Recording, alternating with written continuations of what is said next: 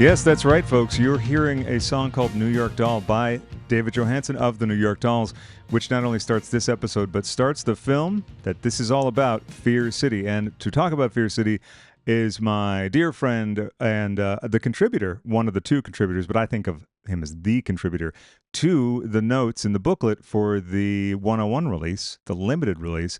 That is none other than Rich Johnson. Hello, hello. I'm back. Yes. 6,000 miles away, but I'm back.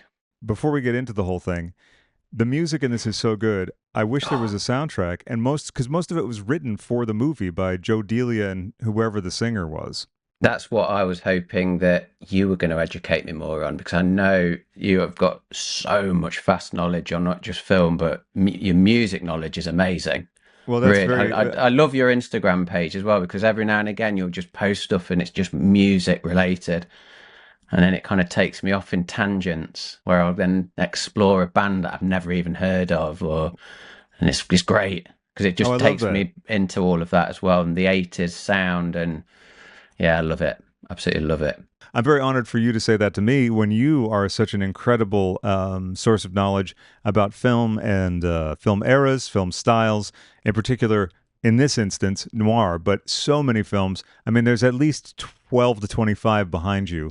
So like you've like seen like 50 films or more. There's a few. Yeah. Let's say up to 100. 101 shelf there as well. So it's gonna be big on promoting 101. Very nice. Glorious British label. It's fabulous. Put out Fear City. And they did a wonderful job. And they sent me a copy. Thank you, 101. It's glorious, and I'll be promoting it as many times as possible during the show and outside of the show. And I made an unbelievable error. So I rewatched it this morning. I started to rewatch it back when we were going to do this. And I thought, I'll rewatch this closer to the taping date, because I always like to watch it within 24 hours. Sometimes ideally right before, which I did with Manhunter, which was really helpful. I didn't watch the extended cut. I don't know. I just thought, this must be the extended cut because it's a proper Blu-ray. They'll do the right thing. And then I watched it. I go, I don't think I saw anything different. Turns out it's in the extras. Yeah, they've separated it out.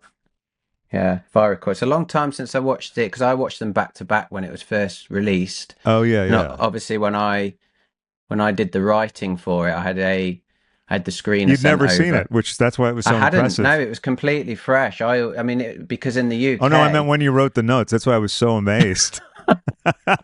Oh my God, no! I couldn't do that. It's just not professional, is it? No, but that's all right though. But you're like the original ChatGPT. You're like, okay, so Melanie Griffith, Jack Scalia. Shut up! Don't tell them I like. Oh, I'm sorry. Yeah, sorry about that. Okay, my secret's out. They'll never employ me again. No, I'll redact that and then forget to actually do it. How about that? Does that work? And then the onus is on me and the glory is on you. So, yes, please, back to what you were saying about how you did not ever see it before you wrote the notes. No, I hadn't, because it's not, if I recall, this was its first release in the UK on HD. I think the last release must have been a VHS at some point, but I don't even recall it much at all. I mean, and I frequented the video stores a lot growing up. That was part of our generation's education.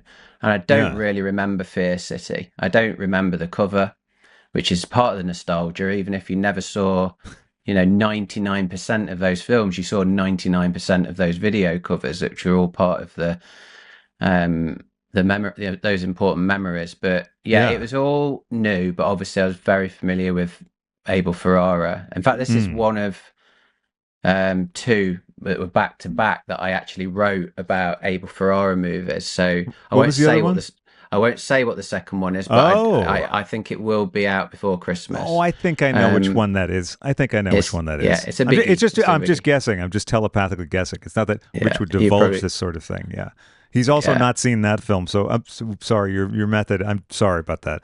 But he's so good at his writing, you'd never know.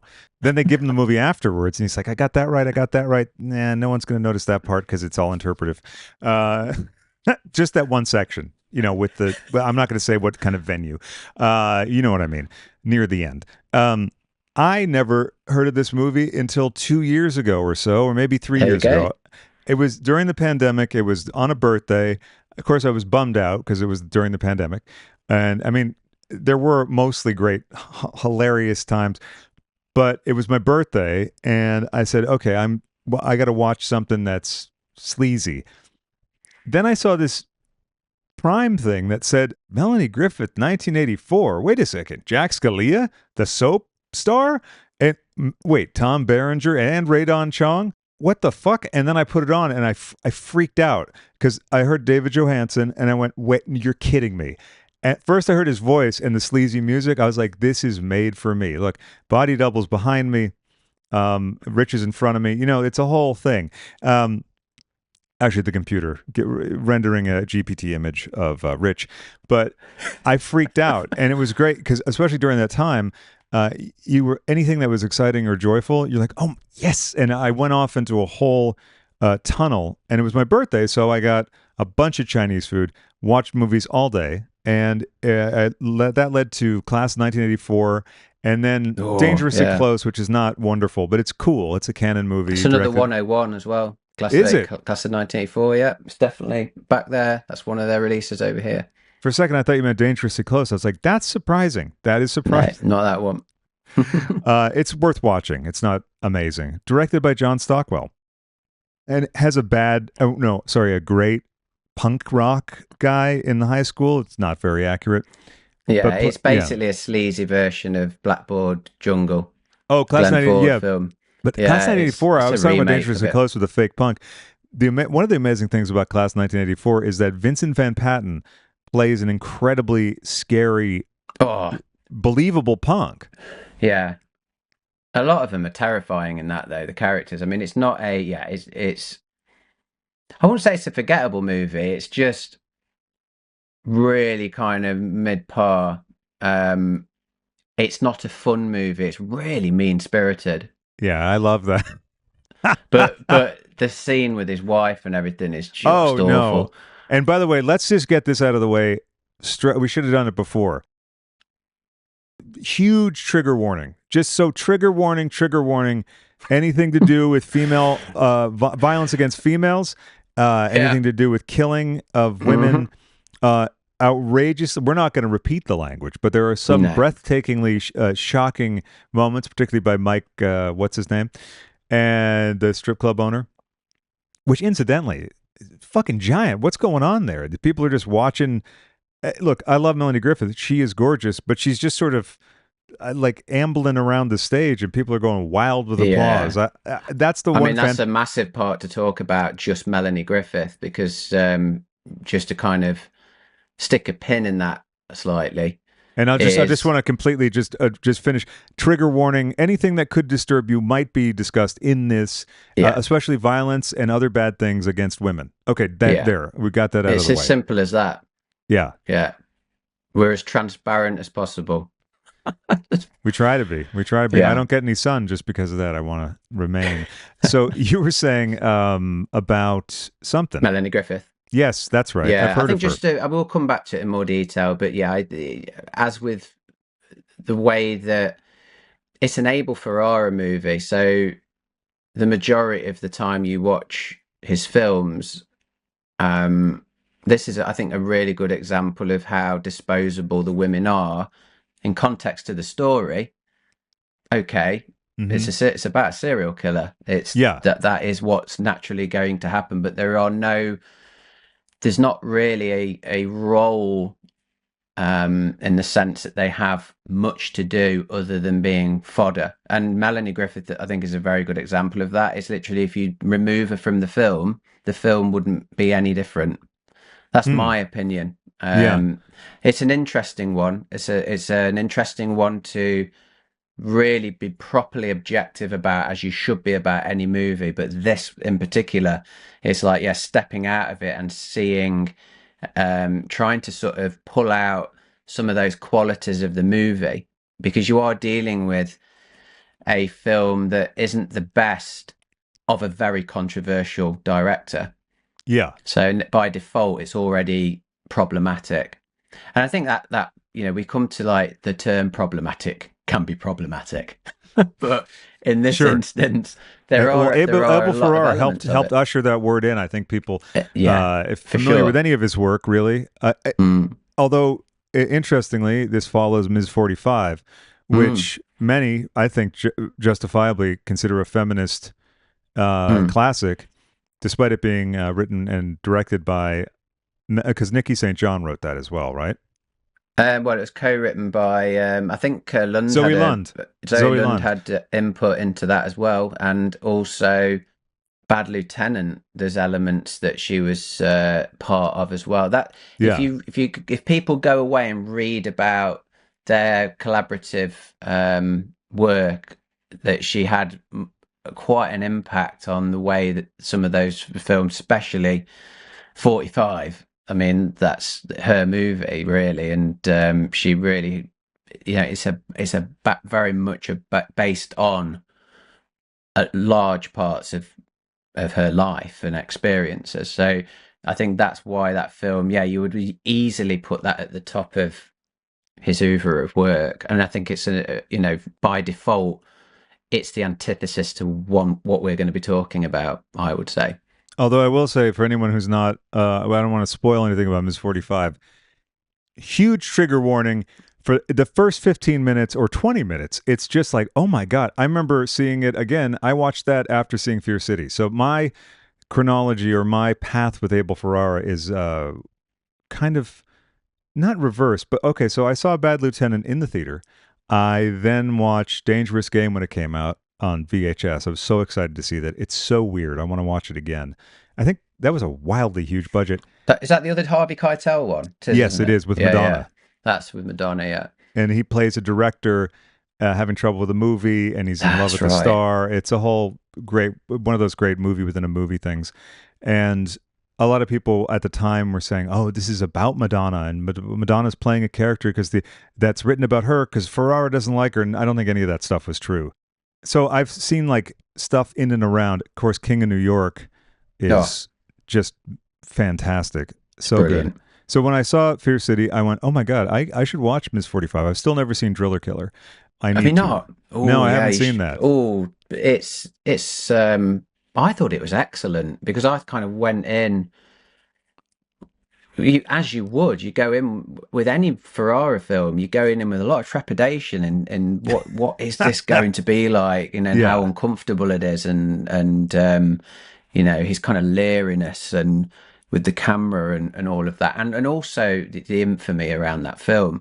And then when you Mm. finally sit down and watch it as a piece of cinema, it's just I think it's really well done, Hmm. I've mentioned this in the essay. If Yeah. people manage to pick up the 101 release, those parallels to Peeping Tom, and Peeping Tom having such a lineage and a starting point, if you like, or an important early proto Hmm. neo noir movie.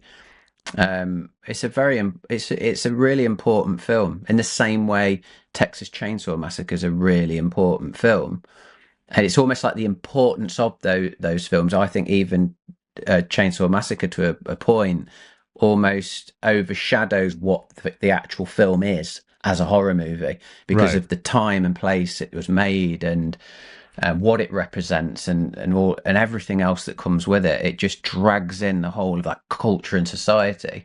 I think Driller Killer is um, again, it's a kind of a personal look of the artist going mad and the worst that can happen from that. Hmm. And yeah, I think it's really good. Definitely check that out. I think my first Ferrara film was again one of his other really commercial efforts was the Body Snatchers. I've never Um, seen that one. I want to.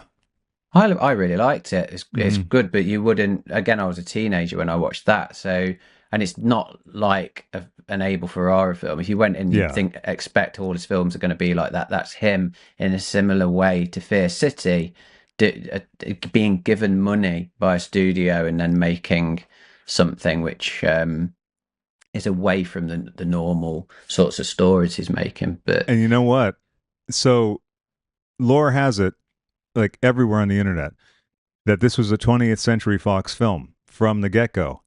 It was not. Bruce Cohn Curtis Hmm. funded the movie entirely. And you may know that already, but since I heard this, I have to say, since I heard this on the Movie Crypt podcast, I want to shout them out and say thank you for having a great interview with Ferrara.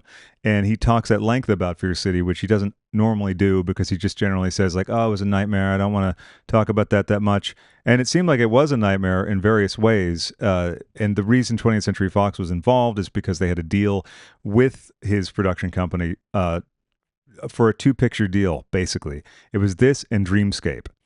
And Wow. yeah, and Ferrara says that Fox said, okay, if you buy a whole bunch of advertising space during the Olympics of that year, then we'll release these. Then they viewed the original cut of Fear City, which has material that's not even in the uncut version. And I think a lot of stuff, I think even in the extended, the jump cuts remain, which Mm. in the killings, which I first thought was a stylistic choice, but we'll get into that. They hated it. And there was a test screening where they got a 28 out of 100. Yeah. And so I think Barry Diller might have been at Fox then, and they just said, we're not putting this thing out. And they dumped it so they sold it to Aquarius Releasing, an independent company. So I was fascinated to hear all that stuff. And he was in director jail, but then Michael Mann hired him. He said he was almost getting thrown out of his apartment. He didn't even know what Miami Vice was. Michael Mann selected him and said, hire whoever you want. So he hired Larry Fishburne. They went to Miami. I'll send you the interview because he then talks about Michael Mann being very specific. Like not only Yeah, I do. I've not seen that. it's audio only, but it's so good because he talks about like, yeah, Michael, you dig, and he says, you dig me, man, you dig me, and you dig. That's a great impression. So thanks. That's just like him. I should I was hunch and be even going like, to end that essay on "You dig." I have a oh, draft of it.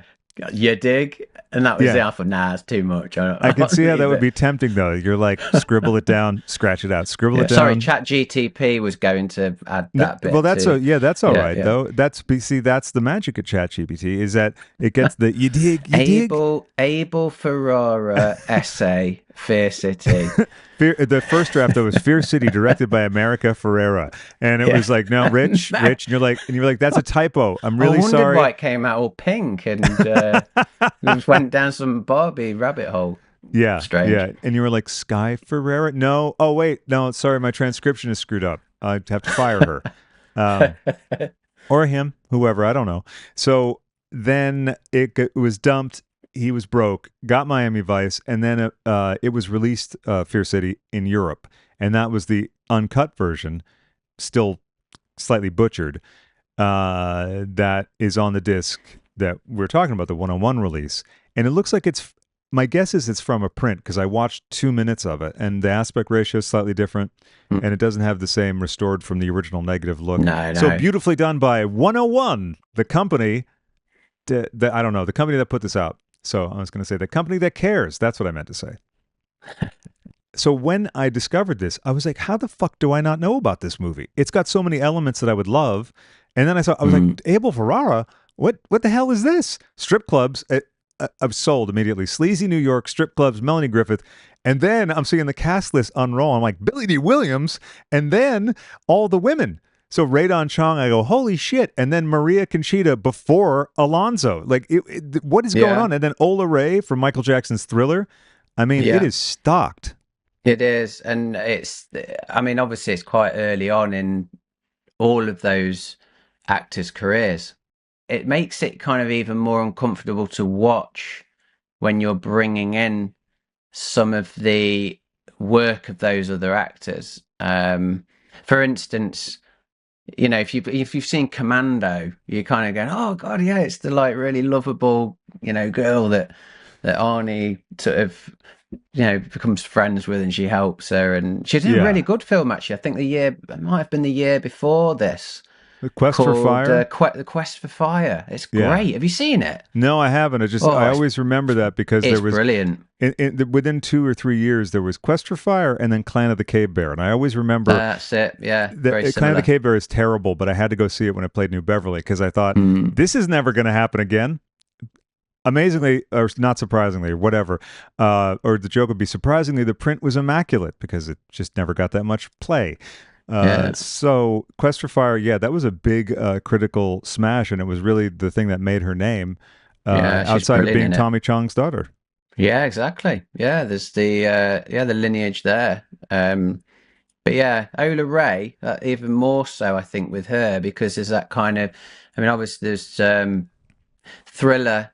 Mm. You know the year, I think again like the year before, possibly maybe a 80 little was bit that early, 82 or 82, 83? Yeah, 82, 83. So yeah, she's come. It's interesting. You've got people coming from kind of clean cut family, films. Billy D. Williams return from Return of the Jedi into this.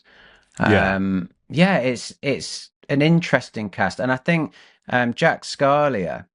Mm. It's I actually Scalia. I just want to tell Is you, it Scalia? it's Right. Scalia. It's like I'm the terrible. I most. massacre names left, right, and Well, no, centre. but it's It's the British thing of you guys don't know how to pronounce stuff. No, no shit. They're terrible. Yeah, yeah. well, certain names. Well, it's just like we say Anthony, and it's Antony. Anthony. I like Yeah, Antony a yeah. lot better. It just I should be it's calling you Craig. well, see, that's the thing. The short A, the long A. I don't know. All of it's good to me. Um, I like the variety. There's certain other words. People sometimes hear say farcical. Even as Ada pointed out, it's Do they? farcical. I was going to And there's say a few it's other words farcical. like that. It's, Artisanal, or sometimes people say artisanal or artisanal. So that's season to so taste. Jack Scalia. Scalia. There you go. Scalia. Scalia. Scalia. Scalia. I just turned into Harold Ramis from Stripes for a second. I'm learning all the Hey, time. as am I. Language. But this guy, you were talking about Yeah, good old it's Jack. soaps really, like you were pointing out earlier. Yeah. He has that familiar soap face, and I think it's because I would have seen him in like Dallas or Dynasty or whatever one he cropped up in. I've certainly not seen him in any other movies, to my knowledge, but he's got one of them faces that's just like star quality, and you think, Yeah. how on earth did he not go on to do other movies? I mean, there's a million and one reasons in Hollywood and acting in general, but you do think he's really good in it. I think he's fantastic in it. He's really Berenger's good. good in it, but like Scalia, I couldn't believe how I was thinking I want a spin-off movie just about Nikki, Oh yeah, I right? was Like thinking that. Yeah. some of his lines are incredible. How you doing, Jimmy? How you doing, Nicky? Anything new? Nothing. Give me double scotch before I piss out. Give me a double scotch before I pass out. Like I've Yeah. never heard that comment. I know that that's someone's writing, Nikki St. John's, Mm. but the way he delivers it is unreal. And also, like, has anyone ever been like, "Oh, I'm about to pass out. Please give me a scotch"? Amazing. Yeah, and Yeah, doers and as well. Sugar, double doers. it's how they make as well. The other thing I do find it's going to come up a lot and how uncomfortable you are watching this movie on many levels, including all the trigger warnings we've already laid out about how Yeah, kind of women are just so like they're literally just meat. That's it. well, they're Um, brutalized. Yeah, brutalized. It's horrible. But it's just like the throwaway quality of it and the characters the way they interact. There are moments of like there's like you were pointing out some dialogue that is really heightened and quotable and then it kind of then runs along onto the next bit and then you see the next killing and then there's kind of other decisions in there which you can kind of see and detect where some of the issues are. But I think I mean the main leads, the male leads, they're just handsome. Everyone's handsome and good looking in it. well, that's Everyone, the true. women, the That's true. men, everything. It's cast for the faces, but then you kind of get like more kind of lechy characters that come into it. And again, they might not be like the classical beauties, but they're kind of cast for a certain contrast. I think it's all about like Yeah, the neon and the neo noir elements of contrast. It's not just in like the lighting and all the things we bring into what we would associate with film noir, but it's also the contrast of character as well. And faces are very important. mm. I think As are mirrors, Leone. right? Yeah, I mean Leone is a big influence on Ferrara, and I think that comes from Leone's kind of landscape of faces Hmm. can be seen a lot in well, Tarantino's another example of that, but with Ferrara, absolutely, he's very careful, I think, with picking a certain look. Yeah. Um, but they are kind of Berenger and Scalia are, I would say, like your classical Hollywood leading men. Hmm. In terms of their features and the characters they're portraying. The whole film, right from the offset, is just setting up, and this is why I think whatever you want to say about the movie, the problematic elements, it's massively flawed. It's certainly not top tier Abel Ferrara, and it's certainly not top tier neo noir. But it's absolutely a definitive example of what neo noir is, and I think it's an important example of what neo noir is. It's a Would you say film, that it could be called neon noir because it's so absolutely. neon Well, and sleazy? that, but I Yeah. think that is it. That's why it is so definitive, because right from the offset, it's music and it's light and it's cruising them streets and Hmm. and doing what cinema does perfectly in establishing where you are. It's establishing New York of a certain period, even though a lot of it was filmed in LA. All the interiors, I think. Yeah, the interiors, but the exterior bits are just that it's there. It's right there. It's Ferrara's hunting ground, if you like. That Yeah. his fate is well known in a lot of his films. Oh, and you So, know what? Just to say, you said establish, and for mm, those who are not familiar with the plot of the film, here is a sort of button summary. So there is a serial killer attacking the strippers that work for an agency that is run by Mateo or Matt and Nikki, mhm, two lifelong friends. Matt is a former boxer who had a tragic incident. I wouldn't want to spoil what happened, but tragic usually means one thing. And so he's haunted by the memories of this thing, and those he starts having flashbacks after the first murder occurs. And there's a string of murders, and they're all his agency's girls, as they say in the film. So that's not me saying that, folks. And they have a connection to the mob. They're funded by the mob, who really have are presented in a way that's consistent with Ferrara's depiction of the mob. They're sort of somewhat benevolent. They're clearly mm, interested in profit, but they're never.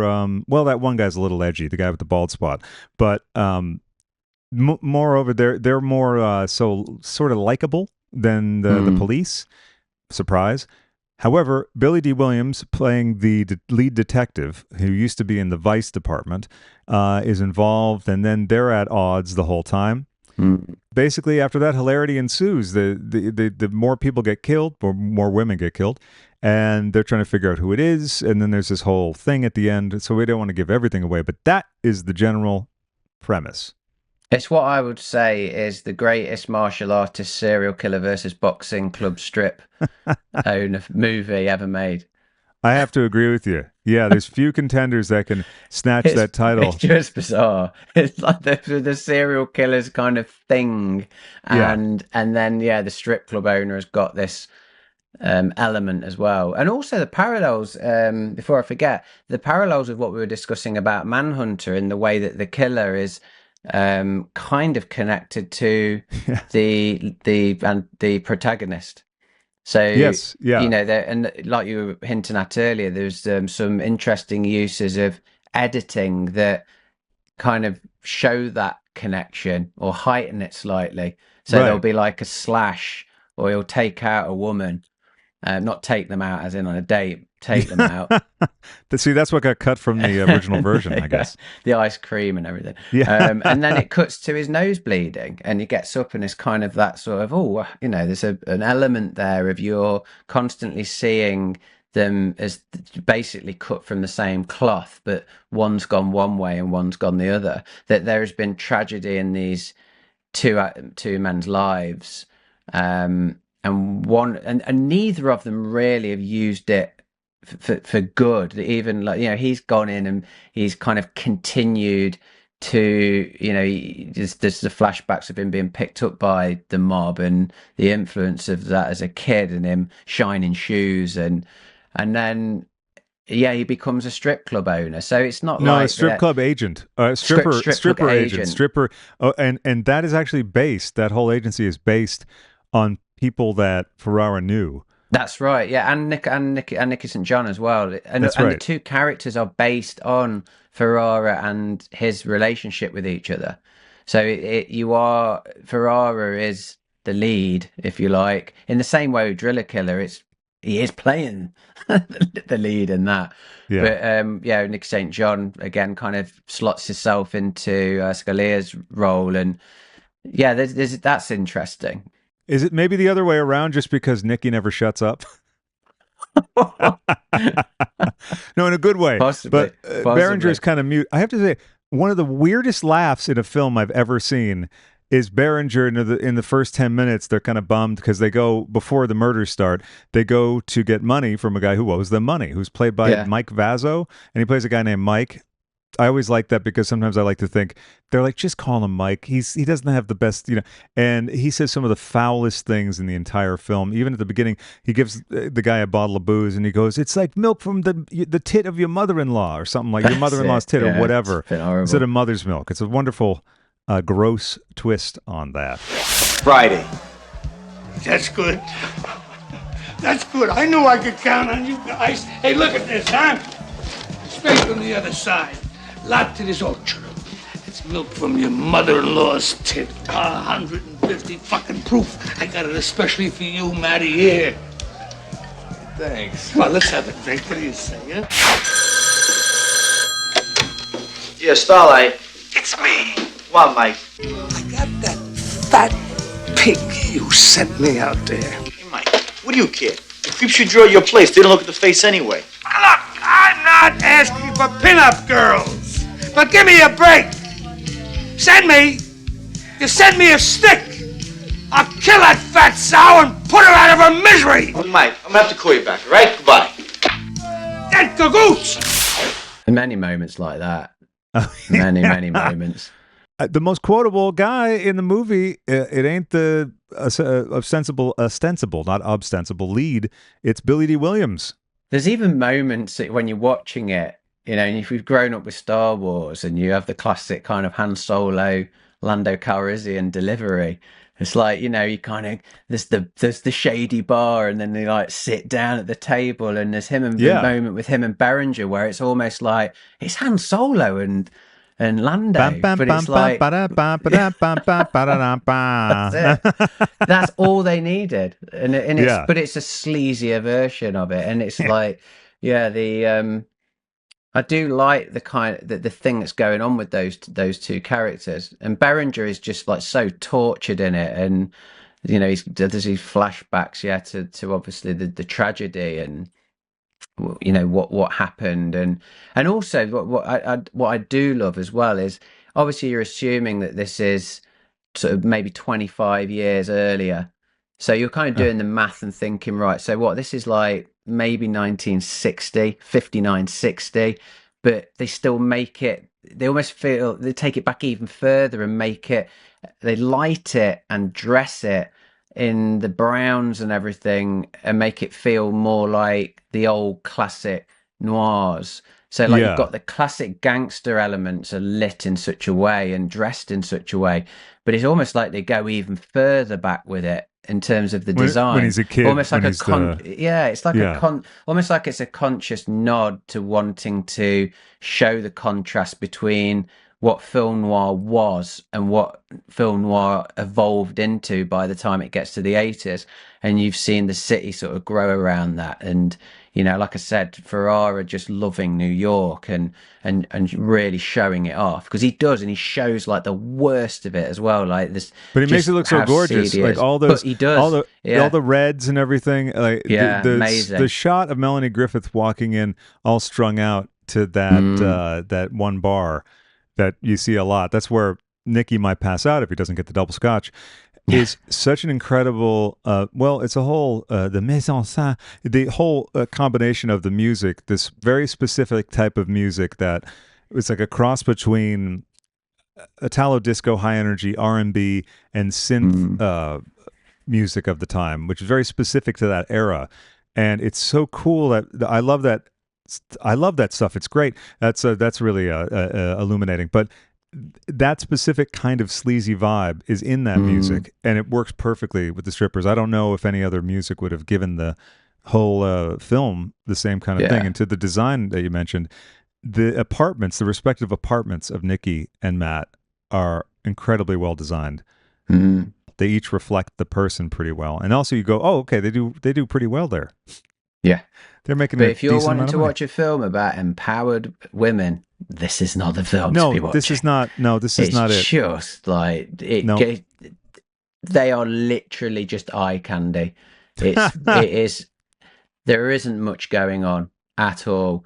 Well, except for a heroin addiction. There's a heroin addiction. Yeah, there's all of that. Yeah, and that's almost like then tagged on just to kind of give that character a little more substance and substance abuse. It's like that. Okay, we're kind of at this point thinking towards the end that she's the only last woman standing. Well, no, Nikki's lady as well. Nikki saves her. Yeah, because she's like the only one really that doesn't even. Yeah, we don't see her nude at all. And no, you don't. She's not targeted either, is she? If I recall. No, she is. Is she targeted? Nikki wakes up on the couch in the agency and he goes, "Oh God, please wait for me," because he doesn't want her to walk home. Yeah, and then he's speeding down the street. Yeah. And I don't know if they slick down the streets. This is before he worked with Michael Mann, so maybe they were just naturally wet. Ferrara does say in that interview, he goes, "Yeah, Michael Mann, he's a genius and it's like a mathematical genius, and like so like he wouldn't even just not allow like brown like clothing or cars, like you dig like in like the main characters, like if there was a street off in the distance, like, he had like those cars moved, you dig? So like when we did King of New York, we tried to do the same thing, but we couldn't wet down the streets. But then they had the torrential downpour. But I felt like I was in the room with Abel Ferrara then. That was incredible. I need to kind of like hunch and do this a lot with my hand. Yeah, the hunch and get a bit more twitchy as well. Yeah, well, and amazing. Welcome to the Abel Ferrara show with our special host Abel Ferrara. He seemed quite amiable in the interview. I thought, I think he's got more like that over time. I think he kind of. It feels like he wants to talk about cinema more and his own movies as well. It's a lot to learn. I just think he's so intelligent. It's like, like Alex Cox. They're just like natural filmmakers. Yeah. They kind of film students, like, and historians. Yeah, and film students. They know it. They've taken on everything and they just kind of naturally absorb it and have this kind of eye for things. But I think, Abel Ferrara, when you find a really good interview with him, he's just amazing. Just watching him kind of do his stuff as well, and how kind of glued to the camera and looking at stuff. You notice that there's a really good documentary on, I think it might be on the vanilla release of Bad Lieutenant over here in the UK. I'm sure there was a documentary where you're literally following him, walking around the city with him. And I've seen parts of that. It's kind of, it's really good, really good. Over there, we would, That's the one. That's the one. And then he goes up into his flat and he goes, "This is where we were snorting coke on the table, and there was loads of people, and I just didn't know what was going on. I couldn't remember anything. You dig?" Does he stay? I think he was in that same apartment for decades. Yeah, because rent control. But he said it was a huge loft, so you just get a sense of like someone like him just literally just kind of living by the bare bones, just so he could make movies. That's just that's why I think whatever you feel or think about his movies, it's where they're coming from, what they were born out of, and he's not he isn't to be underestimated at all. Like in terms of, he's really smart. I mean, I think he went to Oxford, university over here. Oh, he was. That's right. He was in London, and that's where he made his first short film. Yeah. I think with the BBC. I think. Yes. Yeah, I think it was. And he's not somebody who's literally just kind of come up on the streets and then just like picked up a camera. There is absolutely, it's in him. Really? Oh yeah, and I want to see the Go-Go Tales which has Willem Dafoe playing bar owner, club I've owner, not strip seen. club That's owner. another one I've not seen. Yeah. And it's heavily influenced by one of my favorites, Cassavetes' The Killing of a Chinese Bookie. And he says Oh as yeah, much. he's in the- massively influenced by that film. I think I would even say this one is as well to a certain, to a Definitely. point. And actually, Melanie Griffith's character is based on someone named Baby something. She was in Driller Killer, I think. Yeah, that's right. Yeah, yeah. that the actress in that film, is the character that Melanie Griffith is playing. A couple favorite things about her character. That green fringe leather jacket is outrageous. It is so good. And that shot of her going to the heroin alley, that shot is incredible. It like there's greens and just hideous smoke billowing everywhere. And Juan Fernandez, I believe his name is, when he popped up at the door, I'd forgotten he was in it. He's in it briefly. I went, oh my God, this guy plays every scumbag known to man in this era, because he's also in Kinjite, the most disturbing Bronson film, or you could say the most disturbing film, maybe of all time. I haven't seen Salo, but you want to watch a movie that'll make you go, Jesus, ugh, and makes you feel awful? Go watch Kinjite, which also features Cy Richardson, one of the Alex Cox repertory players, who's so wonderful. Whoa, right, Yeah. I'm making a note of that one for sure. We were talking about the big budget that he finally had, because Driller Killer was made for 75 grand. Ms. 45 was made for, I don't know, either the same or slightly more. And Ms. 45, he thought would have the same sort of trajectory as Driller Killer. And they made a bunch of money, that at least the guys who funded it, who maybe were similar to the guys backing Matt and Nikki. Definitely his first film, The 9 Lives of a Wet Pussy, I believe is the name Something of it. like Cat, yeah, hardcore Wet Cat, porn I film. think. Wet Cat. No, it's Wet Pussy. Let's check the tape, Bob. I always that's the only thing about sports that I care for. Backstage stories and let's go back to the tape. They're going to really trying to tone it down a little bit, make it a little bit safer, but it's not going to happen. But no, we're talking about actual things. Yeah, no, when you're talking about Abel Ferrara, there is no way around. You got to go with the real thing, man. You dig? It's go. I got to be in it as well. I got to be performing. Yeah, it's like my girlfriend was in it, and I figured like the other actor was no good, and so he couldn't fuck her, so I went in and did it, and but that got my start in the business, and we made the money, and you dig, and and for the listeners that don't, we're not joking there. He actually did say that. That's actually in an interview. That's you true. Just did. Yeah, no, absolutely true. Look it up. We're not joking. Or cats or pussies here. This is it. Yeah, That's and it. he plays a really disturbing role in Miss 45. But you know what, folks? Find that out for yourself, because I don't want to describe it for you. Nah, we don't. No. It's already out there. But for Ms. 45, it sat there for a year while they didn't make any money. They were, again, about to get thrown out of their apartments. And he said, starving and freezing in New York. Then someone showed William Friedkin the film, and Friedkin told Warner Brothers, you guys should buy this movie. And because of that, Warner's bought it. They made their money back, and all was well. And Friedkin didn't know him, had no connection to him, and as far as I know, Ferrara and Friedkin never met. Wow. Isn't that wild? Go. I mean, come on, it's just one of those other many things of how much respect you have for Friedkin, and also gives me a chance to also mention him every single episode. Single time. Yeah, like Friedkin is to you what Star Trek is to Gala Avery. Absolutely. Can I get Star Trek in? Can I get a Star Trek reference in this episode? It's a shame he didn't direct an episode, or imagine him directing one of the sequels. Oh my word. Leonard. Okay, that's great. William. Listen, Shatner, it's my set. Yeah, that would have been great. Wow. There's great stories about the difference in the way that the director handled the film between Leonard's directorial effort in the Star Trek franchise and Shatner's, but that's for another time. Definitely. Good stories. I think George Carla will be right there with you. Yes, I think I hear her running in right now. So the visual style of this is fantastic. There's all the reds and everything.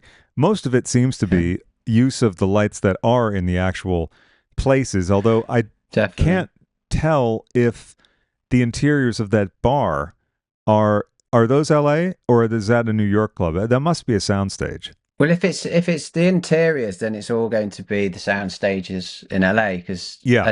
as we've said, like the exterior, it's more than likely second unit anyway. They've just got that footage that they Oh yeah. can then put into it. The opening credit footage is then used later Yeah. as the footage that Berenger is driving during. An excellent rear projection Mm. use. You don't see any repeat storefronts. The lighting, how infused it is, that it's sort of how much it incorporates all of that from those areas of New York, because this is it, neo noir infused. It is. Mm-hmm. This is why I was saying that it just feels such a definitive example of this like sub genre. That where film noir is just fragmented into all these different areas by this point. Like Sunshine Noir, like we were talking about in the group LA chat and noir, everything. Sunshine noir, Gothic noir. Yeah. There's all of these different parts of filmmaking which are distinctly American, and they're infused and influenced by, if they're not infused by the landscape, they're infused by what's grown out of that landscape, the man-made, the cities, and you couldn't get any more urban than film noir. That's a crucial character of it.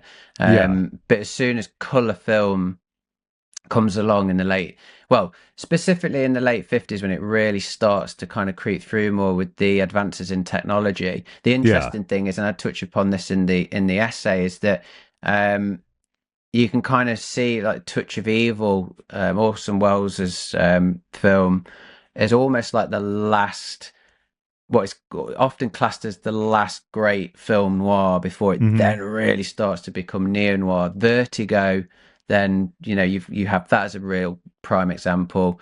Then you get to like Peeping Tom. So Vertigo is kind of using Technicolor, Peeping Tom is using Eastman, and what that starts to do is color starts to make the sensors very twitchy, because they feel that the studios are going to take full advantage of exploiting violence, blood. Studios exploiting something? That's crazy. Yeah, I don't know what. This is crazy. I mean, who would have thought? It's all part of, and a really major part of what shaped everything. But it was almost like they was even looking at the change from black and white to color, and then trying to restrict color movies actually stop it from happening. Limit the releases, because they were frightened of filmmakers would just then default to, oh my god, we can show blood in red.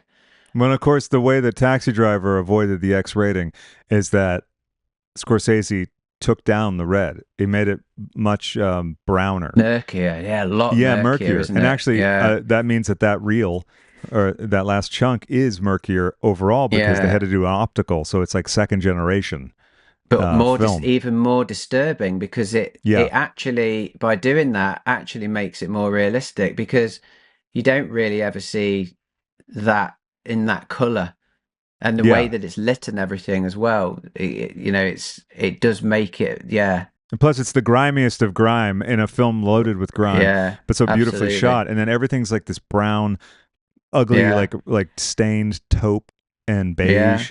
And it's nonstop, not erotic cabaret, but that's what Fear City is. And there was a couple singers on it that jumped out at me. Sharon Redd, who has this great song called "In the Evening." Folks should look that up. I'm going to do a bit of a search for these songs, because they're all made, most of them, for the film. The budget. In the interview, he's like, it was like, big budget film. It was like $4 or $5 million. And I figured that was the case, because I'm watching the end credits and I'm thinking, there's a lot of people who worked on this movie. A lot of people, which I don't imagine to be the case. Well, certainly not with Driller Killer, but if I remember, the Ms. 45 credits were not that robust. And I think also going from, if you're looking at Ms. 45 and the previous films, he's coming from, it's a really good example of an independent filmmaker then suddenly being given a load of money. You can clearly see the money being spent in this film, like of what he was given, at least by the studios to begin with before they got, they got very nervous putting this out. They didn't know what to do with it. As you say, it's like they shat themselves. Like, oh my God, what is this? It's like but you employ him. That's what you're Yeah. going to get. Well, I mean, but that was the other guy who apparently was a big deal Washington money man, like a hedge fund type of guy. He's like, this was like money they were playing around with. You dig? Like, it wasn't like they just wanted to get into the film business. And that guy did go on to make a whole slew of films. I want to read the film comment article that is cited in the booklet in the other essay. The less good one that's not yours. They're both good. What are you on about? I mean, I'm sorry. I apologize for that. That was ChatGPT. A little hiccup and belch from ChatGPT, but of course both essays are good. Just to make sure everyone knows that I'm not not being threatened to change my original answer. But there's a film comment article apparently. That's right. Where there were journalists on the set.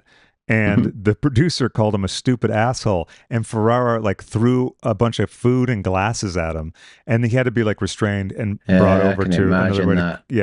Yeah. That's almost why I think he's the Nicky, plus the chattering and everything. I mean, the other film comment article as well, that Paul Schrader wrote, really important one called Notes on Film Noir from 1972, and if you go onto YouTube, there is actually a kind of retrospective interview of him discussing that piece of work that he wrote in the early 70s, of him analysing what film noir is and all of the rules of it and the breakdown, and kind of looking at, is it that it's not a genre, it's a style, which is true.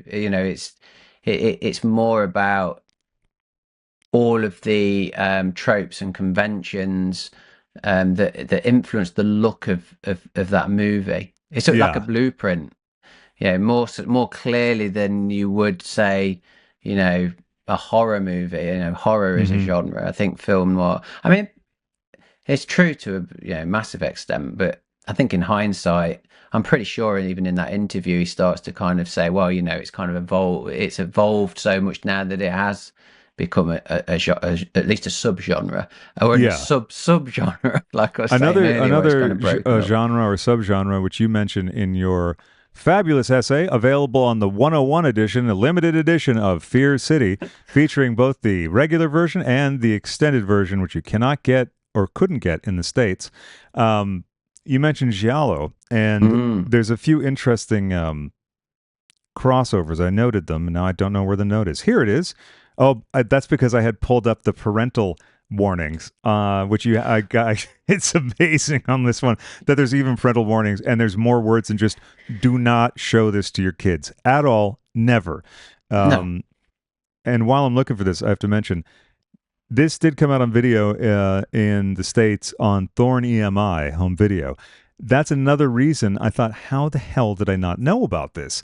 Because in addition to my brother working at a video store, where I could they had everything. They never threw anything out. The old classic mom and pop shop, they had Let It Be, they had everything. I think on beta and VHS. So they remember they had a Night at the Comet poster. It was a good place, good time. There was a place I rented from and then later bought a ton of stuff from when they were getting rid of VHS, that I found Times Square at. They had that kind of deep catalog of stuff you couldn't find anywhere. Thorn EMI, good British label. Like 101. Yeah, like 101. Just like 101. Bit more pristine. Oh, the giallo. I'm sorry, Rich. Go ahead. Yeah, no, it's fine. I was just saying it's probably more than likely in the video archives over at QT's. I bet it is. I'm going to have to ask Gala. I'm going to say, listen, while you're hunting for 1,000 other tapes, could you just look in the Fs? In the Fs, in the don't show your children. Of it. Could you take a photo? Right. Just take a photo of it, please. I just want to know that it actually physically exists. Although I'm sure you can go on eBay and find one. Either for like $2 or $25. Like there's no median for this one, I'm sure. Okay. Not only in terms of the comparisons that you drew in your piece that's available on the 101 edition, the J&B, the Doers, and just the booze in general, there is a long thank you list at the end of the credits where they mention one or two non-booze things, but they mention Jack Daniel's Distillery, J&B.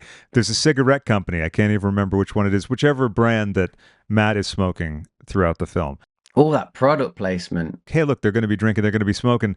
Let's let's make it happen. The worst or best, depending on how you view it, product placement, is in there are two Hal Needham films. They have them in all of them, but Cannonball Run 2 is the most grotesque. They're always carrying a case of or a 6-pack of Miller High Life, the one in the cardboard packet. Everyone's drinking Miller High Life, even when they're driving. And if you want to hear a good commentary, Cannonball Run 1, which is a dreadful movie, but not as dreadful as 2, has a commentary. So don't even bother watching the movie with the regular audio. Just fire up the commentary, because he is tickled pink to talk about, well, we kind of invented the product placement. And so you see there, that's the 7-Eleven and then that gas station. And he goes on to point out all of the product placement throughout the film. And they did kind of do that. Later on, there was Skull and all kinds of other stuff rammed right in there. But I will say, before I close out on Hal Needham, as bad as some of his films are, and Stroker Ace is absolute, just putrid garbage, he invented a lot of technology that is used in stunt making to this day. And he invented some kind of camera car that I can't even, it's called the Shot Maker. Folks, look it up, because there's not enough time here to get into the magic of Hal Needham, director of Megaforce. So, what, that classic? A press kit for that, by the way, is a thick plastic binder. It's like more deluxe than any other one. Oh my God. They really thought, this is the one. There's gonna, we got Barry Bostwick with dyed blonde hair in tights. This is gonna be our Star Wars, or our second Star Wars or something. Yeah, do you know what? I've not seen that since it came out. It's not gotten better. Now, the visual stuff in it is amazing. There was some process they used that was great. And the vehicles, I like it. I do remember watching it and clearly getting on my BMX after seeing it and rolling up like cardboard tubing and sellotaping it to the front of the BMX as though I had guns like attached to the BMX. Yeah. Well, that's available on Blu-ray now and some gray market areas. If some people do that kind of thing of downloading stuff from I don't know what kind of site, I wouldn't know. But it's funny you say BMX bikes, because the last film Hal Needham directed was BMX Rad. Rad. No, it was Rad, not BMX Bandits. That's the Australian one, isn't it? That's right, with Nicole Kidman. Nicole Kidman, yeah. Rad, of course. Rad, of course, now finally available on Blu-ray after fan edits and all kinds of stuff. The Hell Track edition. And I'm pretty sure there's a Megaforce documentary out or being made. I'm sure I saw a trailer for something, Barry Bostwick being interviewed. Oh, wow. Well, sign me up for that. I can't get enough. I might be wrong. Well, I might dreamt it.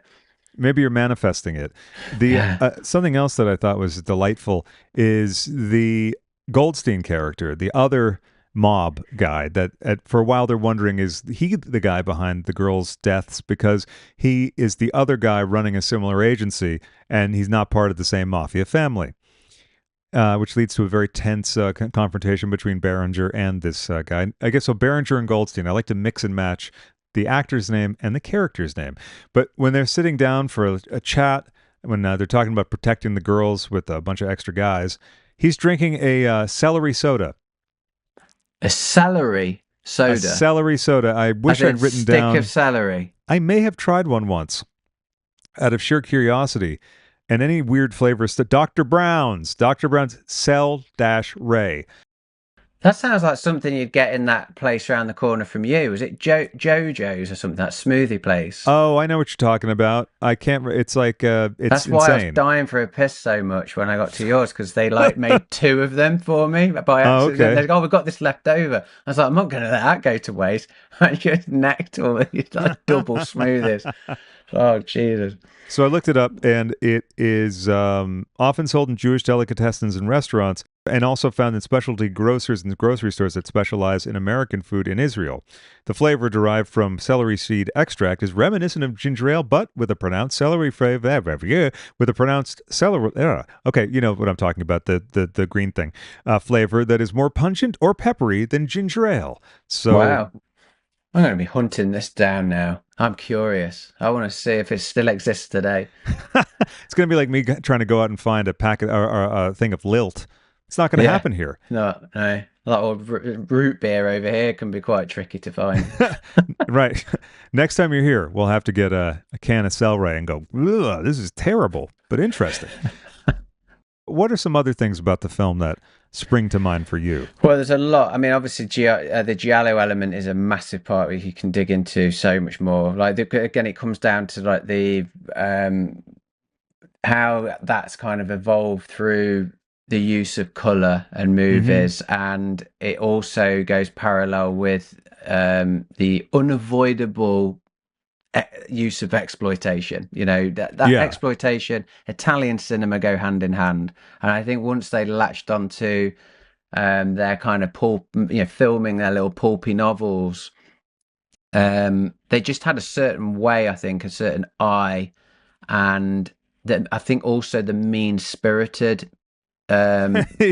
approach is very inherent from those Italian movies. So like The Girl Who Knew Too Much, and then you go into Black Sabbath, and you know, like the I think is it the telephone segment that always reminds me of like that feels like almost like the start of that. Vertigo and Hitchcock inspired the Italian giallos, and then De Palma is then heavily influenced by both Hitchcock and the giallo films, and pretty much then shapes American giallo.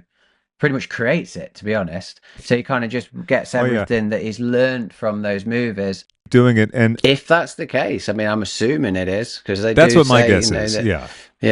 But the lighting, how infused it is, that it's sort of how much it incorporates all of that from those areas of New York, because this is it, neo-noir infused. It is. This is why I was saying that it just feels such a definitive example of this like sub genre. That where film noir is just fragmented into all these different areas by this point, like Sunshine Noir, like we were talking about in the group chat. LA and everything. Noir, Sunshine Noir, Gothic Noir. There's all of these different parts of filmmaking which are distinctly American, and they're infused and influenced by, if they're not infused by the landscape, they're infused by what's grown out of that landscape, the man-made, the cities, and you couldn't get any more urban than film noir. That's a crucial character of it. But as soon as colour film comes along specifically in the late 50s, when it really starts to kind of creep through more with the advances in technology. The interesting thing is, and I touch upon this in the essay, is that you can kind of see like Touch of Evil, Orson Welles' film, is almost like the last, what is often classed as the last great film noir before it then really starts to become neo-noir. Vertigo, then you have that as a real prime example. Then you get to like Peeping Tom. So Vertigo is kind of using Technicolor, and Peeping Tom is using Eastman. And what that starts to do is color starts to make the sensors very twitchy, because they feel that the studios are going to take full advantage of exploiting violence. Blood, studios exploiting something? That's crazy. This is it. This is crazy. I mean, who would have thought? It's all part of, and a really major part of what shaped everything. But it was almost like they was even looking at the change from black and white to color, and then trying to restrict color movies actually stop it from happening. Limit the releases, because they were frightened of filmmakers would just then default to, oh my god, we can show blood in red. Well, of course, the way the Taxi Driver avoided the X rating is that Scorsese took down the red. He made it much browner, murkier, murkier. And actually, that means that reel or that last chunk is murkier overall because they had to Yeah. do an optical, so it's like second generation But film. even more disturbing because Yeah, it actually, by doing that, actually makes it more realistic because you don't really ever see that in that color, and the yeah. way that it's lit and everything as well. It does make it, yeah. And plus, it's the Murky is grimiest of definitely the grime word. in a film loaded with grime, Yeah, but so beautifully shot. absolutely. And then everything's like this brown, ugly, Yeah, like stained taupe and beige, yeah, and it's nonstop, not erotic cabaret, but that's what Fear City is. yeah. And there was a couple singers on it that jumped out at me. Sharon Red, who has this great song called "In the Evening." Folks should look that up. I'm going to do a bit of a search for these songs because they're all made, most of them, for the film. And the budget in the interview, he's like, it was like, big budget film. It was like $4 or $5 million, and I figured that was the case because I'm watching the end credits and I'm thinking, there's a lot of people who worked on this movie, a Mm. lot of people, which I don't imagine to be the case. Well, certainly not with Driller Killer, but if I remember, the Ms. 45 credits were not that robust. And I think also going from, yeah, if you're looking at Miss 45 and the previous films, he's coming from, a really good example of an independent filmmaker then being just suddenly being given a load of money. You can clearly see the money being spent in this film, like of what he was given, at least by the studios to begin with, before they got very nervous putting this out. They didn't know what to do with it, as you say. It's like they shat themselves. Like, oh my god, what is this? It's like but you employ him, that's what Yeah. you're gonna get. Well, I mean, but Um, that was the other guy who apparently was a big deal Washington money man, like a hedge fund type of guy. He's like, this was like money they were playing around with. You dig? Like, it wasn't like they just wanted to get into the film business. And that guy did go on to make a whole slew of films. I want to read the film comment article that is cited in the booklet in the other essay. The less good one that's not yours. they're both good. What are you on about? I mean, I'm sorry. I apologize for that. That was ChatGPT. A little hiccup and belch from It is. ChatGPT. But of course, both essays are good. Just to make sure everyone knows that I'm not, not being threatened to change my original answer. But there's a film comment article apparently That's that, right. yeah, where there were journalists on the set. And the producer called him a stupid asshole, and Ferrara like threw a bunch of food and glasses at him, and he had to be like restrained and brought Yeah, over I can to another way. imagine that. Yeah, yeah. That's almost why I think he's the Nicky, plus the chattering and everything. I mean, obviously the other film comment article as well, that Paul Schrader wrote, really important one called Notes on Film Noir from 1972. And Yeah, if you go onto YouTube, there is actually a kind of retrospective interview of him discussing that piece of work that he wrote in the early 70s, of him analysing what film noir is, Oh and wow, okay. all of the rules of it and the breakdown, and kind of looking at, is it that it's not a genre, it's a style, Yeah, which is true.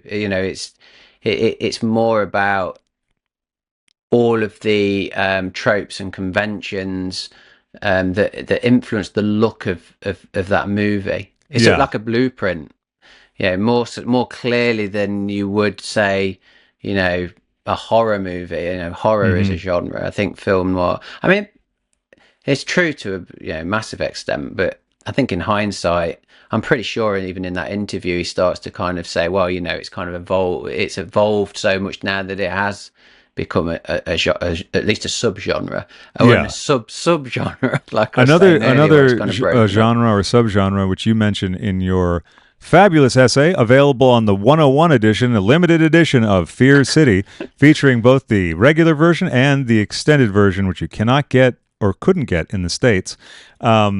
You mentioned giallo, and Mm. there's a few interesting crossovers. I noted them, and now I don't know where the note is. Here it is. Oh, that's because I had pulled up the parental warnings, which I got. It's amazing on this one that there's even parental warnings, and there's more words than just "do not show this to your kids" at all. Never. No. And while I'm looking for this, I have to mention This did come out on video in the States on Thorn EMI home video. That's another reason I thought, how the hell did I not know about this? Because in addition to my brother working at a video store where I could get, they had everything. They never threw anything out. The old classic mom and pop shop. They had Let It Be. They had everything. I think on beta and VHS. So they remember they had a Night at the Comet poster. It was a good place, good time. There was a place I rented from and then later bought a ton of stuff from when they were getting rid of VHS that I found Times Square at. They had that kind of deep catalog of stuff you couldn't find anywhere in the 80s and 90s. That's where I also bought my copy of Straight to Hell because I was the only person who rented it. Oh my God. There you Well, go. yeah, it was a $95 retail price, and I rented it so much. I said, "Hey, can I buy this?" And he was like, he looks up, and I'm the only person on the card. So, back to something. Oh yeah, the Thorn EMI box. I thought, how did I not? I would have noticed this if I ever saw this box. I would have noticed this. And then when I first heard that it was a Fox film, I said, "Wait a second, how did this?" And then I heard the interview. It was dumped to Aquarius, and I thought, "Oh, okay." Then Thorn EMI acquired it. So all the Thorn EMI titles are kind of interesting because some of them are HBO Canon overflow and all of that. So Thorn EMI, good British label, like 101. Yeah, like 101. Just like 101. Bit more Oh, pristine. the Giallo. I'm I sorry, know. Rich. Go ahead. Yeah, no, it's fine. I was just saying it's probably more than likely in the video archives over at QT's. I bet it is. I'm going to have to Bet ask it is. Gala. I'm going to say, listen, Yeah. while you're hunting for 1,000 other tapes, could you just Try and look in find the it. Fs, in the Take don't show your children. Take a photo of it. Could you take a Right, photo? just take a photo of it, please. I just want to know that it actually physically exists. Although I'm sure you can go on eBay and find one. Yeah. Either for like $2 or $25. Like there's no median for this one, I'm sure. Okay. Not only in terms of the comparisons that you drew in your piece that's available on the 101 edition, the J&B, the Doers, and just the booze in general, there is a long thank you list at the end of the credits where they mention one or two non-booze things, but they mention Jack Daniel's Distillery, J&B. There's a cigarette company. I can't even remember which one it is, whichever brand that Matt is smoking throughout the film. Which there's one That shot, which is proper it's an product undershot. placement. What's that? Sorry? All that product placement. It's fantastic and it's perfect in a very sleazy film. Like, hey, look, they're going to be drinking, they're going to be smoking. Let's make it happen. The worst or best, depending on how you view it, product placement. Is in there are two Hal Needham films. They have them in all of them, but Cannonball Run 2 is the most grotesque. They're always carrying a case of or a 6-pack of Miller High Life, the one in the cardboard packet. God. Everyone's drinking Miller High Life, even when they're driving. And if you want to hear a good commentary, Cannonball Run 1, which is a dreadful movie, but not as dreadful as 2, has a commentary. So don't even bother watching the movie with the regular audio. Just fire up the commentary because he is tickled pink to talk about, we kind of invented the product placement. And so you see there, that's the 7-Eleven and then that gas station. And he goes on to point out all of the product placement throughout the film. And they did kind of do that. Later on, there was Skull and all kinds of other stuff rammed right in there. But I will say, before I close out on Hal Needham, as bad as some of his films are, and Stroker Ace is absolute, just putrid garbage, he invented a lot of technology that is used in stunt making to this day. And he invented some kind of camera car that I can't even, it's called the Shotmaker. Folks, look it up because there's not enough time here to get into the magic of Hal Needham, director of Megaforce. So, What, that classic? The press kit for that, by the way, is a thick plastic binder. It's like more deluxe than any other one. Oh my God. They really thought this is the one. There's gonna, we got Barry Bostwick with dyed blonde hair in tights. This is gonna be our Star Wars, or our second Star Wars, or something. My God. Yeah. Do you know what? I've not seen that since it came out. It's I not watched it gotten on better. video. Yeah.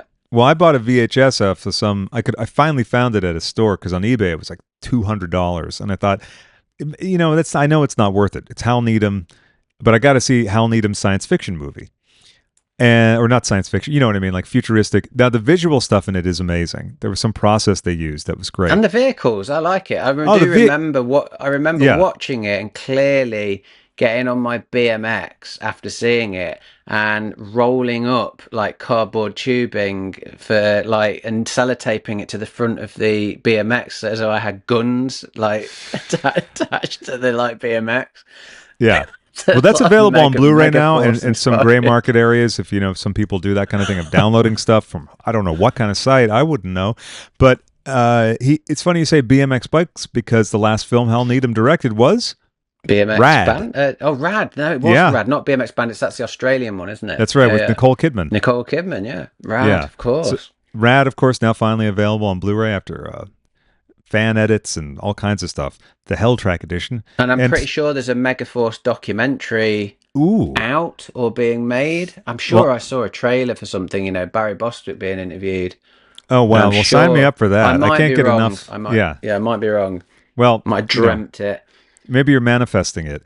The something else that I thought was delightful is the Goldstein character, the other mob guy that for a while they're wondering is he the guy behind the girls' deaths because he is the other guy running a similar agency and he's not part of the same mafia family.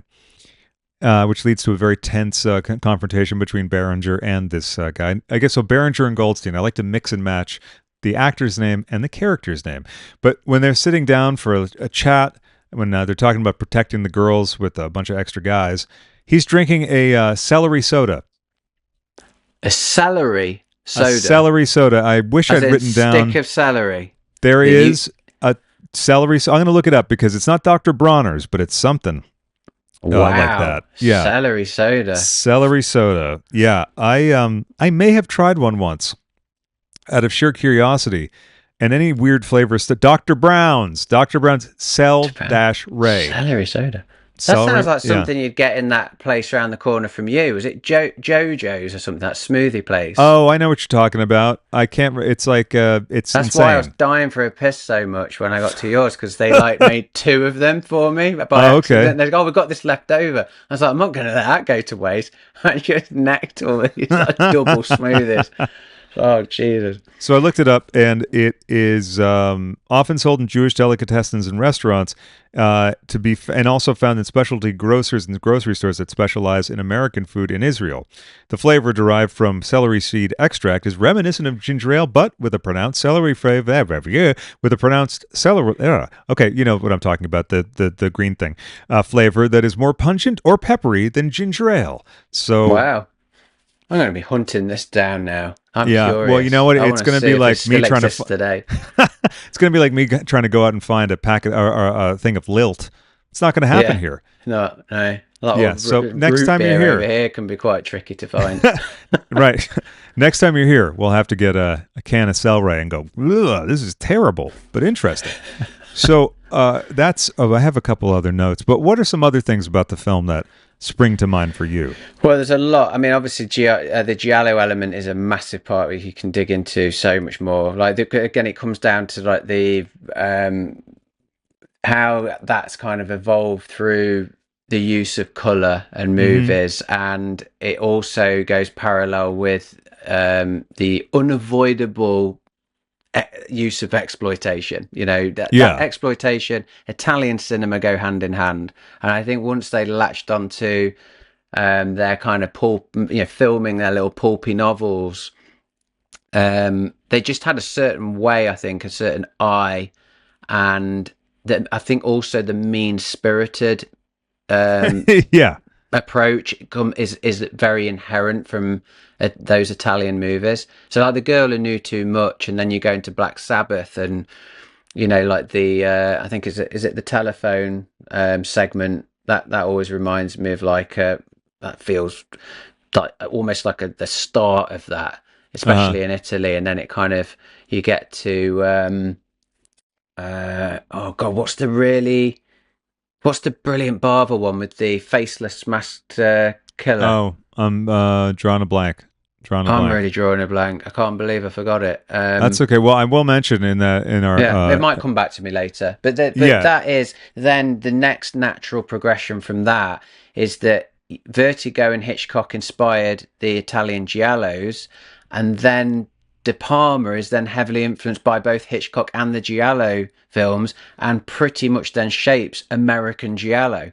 Pretty much creates it, to be honest. So he kind of just gets everything that he's learned from those movies, and like saying Body Double, it again, both the it's French like box set and the American CED video disc. Just wanted to mention that. It's great. Body Double's brilliant, absolutely brilliant. Now in 4K, but not from 101. So fuck that. No, that's Arrow, isn't it? I think. I think it is. It would Might be wrong. Yeah, could be. Well, who knows? Well, maybe the Megaforce documentary's on it. We'll find out. That's the one they pick up. They go hand in hand. If you want a Melanie Griffith double bill, like literally the same year. It's wild. Yeah, actually, Something Wild is the three films that she made in quick succession: Fear City, Body Double, and the Something Wild. Yeah, and it does.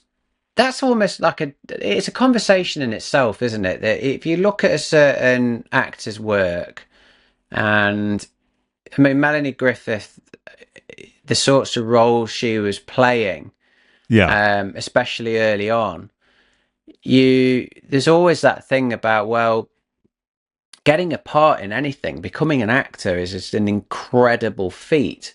Yeah, it's incredibly difficult, and those at the top know that, and they take full advantage, especially when it comes to the opposite sex. So it is a conversation, and when you look at certain actors, how much of that is choice and how much of it is, for want of a better word, like the desperation of wanting for the fame, or is it, or over art? Yeah, and it'd be interesting to in fact, that's an interesting. Have you seen the interview with Melanie Griffith and the Bobby Wygant one? Bobby Wygant. Yeah, it's fantastic. Did you talk with any porno film stars before you took this role? Adult film stars. Okay. Yes, I did. One, Annette Haven. And what kinds of things did you want to find out from her? I wanted to find out about her life and how she got into what she did, what she does, And why does she do it? Did you find that out? Yeah, but those are her reasons, and I don't think it's my place to tell. I made up different reasons for Holly, Now, in that character then, Holly, why was Holly doing that? Because she is a businesswoman. She is she's a woman. And she likes what she does, but she does it very well. But she's got a great amount of pride in the fact that she is a woman. I mean, as far as like the women's movement goes and everything, she's very much a part of it. In saying that I'm going to do what I want to do. I'm not doing this because somebody's making me do it, or I haven't had I've been stuck into this because I couldn't do anything else, or that it's degrading or anything like that. She likes what she does, and she does it well. Melanie is incredibly articulate and also very protective of sex workers. Absolutely. And an advocate for them. And that is reflective of the way that she plays Holly Body, who is actually the only character with integrity in the entire film. So a lot of people attack that body double and still do, but they're not reading it. They're not understanding. She's the only person who's true to herself and is also honorable. Yeah. And they skewer regular actors and all that stuff. And the lead is he's a weak guy and then overcomers that. Not to spoil that film, but that's not even a patch on the movie. But to answer like that then, it was really interesting to watch someone react like that at that time in using the language that that would be more commonly used now, and it would be completely normal for someone to respond with no sex worker, or they're using the right terminology where some journalists will come in and there would be a bit of an undercut or a cheap shot, or and people are on it, You know, they'll kind Yeah. of shut someone down and saying, well, no, it's not how it's seen, and you know, Yeah. the language that should be used. It's a really interesting one. But coming back to what I was saying, it does make you think. You look at the role she's playing, and you do think, okay, yeah, there is, you know, again with her own lineage, there's, you know, as an actor, and you know, parentage. Yeah. When you think, is she, and again, is that a conscious decision to move away from what she would be associated with? But she's got a different name anyway. When I've done the Hollywood courses that I deliver, I model them on movie stars, so that it's not like my other courses where it'd be more of like director led. Yeah. I look at old Hollywood and I do it from the point of view of the movie stars, and the thing that you start to notice over and over again, even though there is that element of the movie star is designed and controlled by the studio, doesn't seem to be much of an accident in when you're looking at that oeuvre of work from that movie star, that the roles they play reflect their personalities and who they are. Yeah, that's a brilliant way to do it, Rich. It always makes me think and look at, well, yes, it's difficult, but there must be an element of, well, they are attracted to a certain role, because let's be honest, the best actors are those that have experienced things. That's why they're such good actors, I would hope, because if you've not, then you really are kind of, what are you channeling, and how authentic is that? Yeah, and then in addition to that, they're such great observers of human behavior. Yeah, definitely. Yeah, like Sean Penn Is on another level. Yeah. It's just, yeah, incredible, really. For instance, his performance in Carlito's Way, which I'm reminded of, Oh, because my the God. original pick to direct Carlito's Way was Abel Ferrara. There you go. That's Which is wild. interesting. Imagine what that would have been like. It would have been very different. Yeah, Very different. There would have been different. more. Was there a scene in a church in Carlito's Way? If there wasn't, there would have been. There definitely would have been. Yeah, that's in a lot of that is in the other essay I've written for the other 101 release, is more centered on who he is and how he approaches his movies, and all of that influence, the Catholicism and all of that, which are obviously. And of course, the film you're talking about is The Passion of the Christ. Wow. Can you imagine? Oh my God. I mean, his version of that would have just been, can you imagine if he directed that film? Yeah, I got the script, and it kind of seemed like biased against like a certain religious group. So like Nikki and I changed it, and then like I incorporated something that Zoe had said to me once. You dig? And like, yeah, that would have been really good, right? So I brought some more nuns into it, and like I brought it into like New York, because that's like. but a bad lieutenant is his Passion of the Christ. He doesn't need to make that. Yeah, exactly. That was quite startling to see in the theater when it came out, because I was in high school. Yeah, and I must have been just over 17, because it was NC-17. Oh, but you saw that when you were 17? Yeah. Oh yeah. I was Wow. thrilled, and leaving the theater was like being hit with a brick. Oh, I bet. Here's something interesting about the variations or the variances between the two versions. There's apparently some plot points that are minor, or they do affect it, but they're just sort of spoken in a scene that we're already seeing in the other version. But there's not consistent differences. It's not like, oh, in that one scene you see the blood spatter. There's a bunch of stuff, because also, again, there was stuff just chopped out by the studio before it even went to that. At the end, when Billy D. Williams says, "What do you think? You're some kind of hero?" And he says, "No, not whatever he says." He says, "No, not really." And in the version that we are most familiar with, the one I just watched, Billy D. Williams kind of starts smirking, and then he says, "Well, maybe you are." And then he goes, "Get this guy out of here, or take him home." In the original cut, he doesn't say anything positive to him at the end. He still has an antipathy towards him. Yeah, it's just little things in responses and character interactions. Yeah, little tweaks. It's nothing major. But that totally changes the Billy D. Williams character. It keeps him consistent with how he was before. Yeah, definitely. By the way, what the fuck happens to Nikki? No one knows. We're never shown. No, we're not. No, he just saw that. No, you see him 1 minute, and then there's no conclusion to. They don't wrap anything up with him at all. No, he's just still in the hospital bed. His lady love is by his bedside, and I think it's part of the.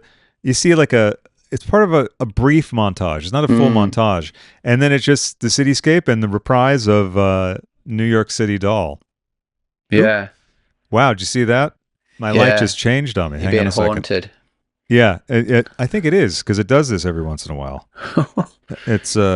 It's Abel Ferrara being like, I don't know, this I'm not too sure about this guy. Yeah, this impression is like a little insulting, and you dig, like it's just like you want some like dignity paid to you, like you've made a lot of films and like you struggled, just because you got hired on Miami Vice. So probably the first Abel Ferrara I ever saw actually was Home Invaders. The Miami Vice episode. Was it 1 or 2 episodes he directed? He did 2. I forget what the second one was. Every time you mention Miami Vice and we touch upon it, it just makes me. I have to buy the box set. The DVD box set, because it's a huge. I know. I've seen some episodes from when I was younger and staying up way too late. But over in the UK, it was on at like 11 o'clock at night or something stupid on ITV. Yeah. In the week. Yeah, so there was no way. There's no way I was going to watch it, but it was there. It was always there in the 80s, even if you never saw it. I know I've seen the odd episode, but I just want to watch it all the more now to understand, because I only understand it secondhand, really, from talking to people, reading about its importance. Yeah. Listening to Don Johnson's album over and over and over. Exactly. Yeah. The legacy of it, the music, the soundtrack. Yeah. So, I do. I need to pick it up because it's work my way through it. You're going to love it. A little word of warning for the first season. This is common with a lot of shows like this. First episode, you're like, this is amazing. It's a 90-minute pilot. Then the following 2 or 3 episodes, it's a little, Mets and Mets in parts because they're finding the tone. Yeah, but just get through those. Don't think, oh no, this goes to shit when it goes to series. It quickly writes the path. Brilliant. And it's really good. And the film is dreadful. Anyhow. Oh, it's awful. Yeah. It's terrible. We spoke about that on the last we did. podcast. What's worse, The Keep or Miami Vice the film? I don't know. No, Miami Vice. Because he was allowed to finish Miami Vice, and it's still that bad. But listen, I love the guy. Love him. He's amazing. So Incredible. I want to give you the parental warnings. This is helpful for anyone listening who might want to, consider if they want to show it to their child or not. So, no. Well, I mean, if people are still confused to the point that they're going to read the parental warnings on this, it should just say like it does not apply. Just read the description of the film, something like that. And the way that it's spelled out is great. For sex and nudity, this is the first thing in the entry. Menstrual cycles are discussed in terms of how they affect the stripper's club dancing work schedule. That's the first thing. Like in this film, that would be the last thing. I'm like, that's positively wholesome in comparison. Body positivity, etc. Then woman kneels over top of man sitting on her sofa. He lets down her long hair. He reaches under her t-shirt to fondle her breasts. She leans down and French kisses him. Sex is implied. Then they are shown together naked in bed. Nudity only involves the female. She is wearing underwear and a thin t-shirt which shows her nipples. 2 women kiss each other. Later one morning, they are shown together in an apartment, one still naked in bed, implying overnight lesbian sex. No explicit nudity. I mean, this is... No, I mean, it is the tamest of tame for Abel Ferrara, but it's still complete. It's so, they're just objects, and it's leery and still uncomfortable to watch. Yeah. But if you're looking at it against his other movies, it's just chalk and cheese. And also for the first warning to not be, well, there's women that are naked for like 5 minutes at a stretch during other scenes. Yeah. So there's boobs constantly. Like that's this. I guess they're going in chronological order, but they're not really. Because the first fucking 5 minutes of the movie, Melanie Griffith's nude. Okay. Do you know that there's a choreographer credited in this film? I never would have guessed that. No, they're all just kind of. They're doing the shoulder thing. Yeah, and most of them as well feel really. It just feels awkward. They're not comfortable. Yeah. You can just pick up on most of them, especially the actress that's Nicky's girlfriend. It's so obvious that like she is like so miscast. I thought she was a college student at first. I was like, oh, is Oh this his my wife who God. doesn't see the seamier side of the Yeah. business? And he's like, To be don't. honest, I'd even say Melanie Griffith, even for knowing what other films she's been in where she has absolutely no problem with scenes like that. I think even she comes across as slightly restrained. Well, I mean, even Something Wild, which some can call an art film. I mean, she's very naked. I mean, not bottoms, but she's she full topless for at least a minute and a half. Well, Working Girl as well. There's bits in Working Girl that you yeah. just suddenly like, just casually just walking around her apartment, getting Yeah. dressed. But it's I don't know. There's just something about pretty much every female cast in this film when they are doing those things. It just feels. That's why it feels even more uncomfortable, because you just don't buy it. You don't buy it. Well, now that I know there's a choreographer, there's someone to blame for that, because they're Yeah, all I mean- uniformly awkwardly moving. It's the same move. None of them have their own signature move, and whatever Melanie is doing is not good. It's not. And I'm watching this this time, and I remembered something I read somewhere that said like Melanie Griffith's terrible like ability to do a routine.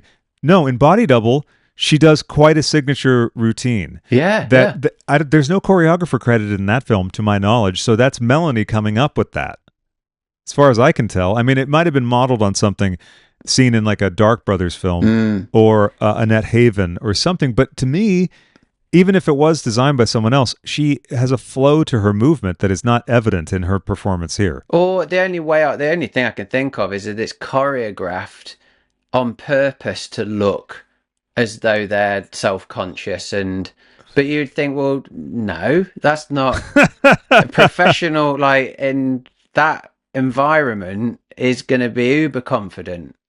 Yes, Surely to exactly. God, because they're being employed for that. Yeah. And So- I mean, there's a lot of surrealistic things, and it's kind of in its own reality, but it really falls down in the reality aspect of what is going on inside these clubs, particularly the one where Melanie Griffith as Loretta is the star attraction, where it's this huge auditorium, it seems, that they're all just going nuts applauding, and she's just kind of shimmying and taking off her clothes, which is, that's great. I'm always a fan of that. Yeah, you've got to be like dead inside to like watch and not be remotely attracted.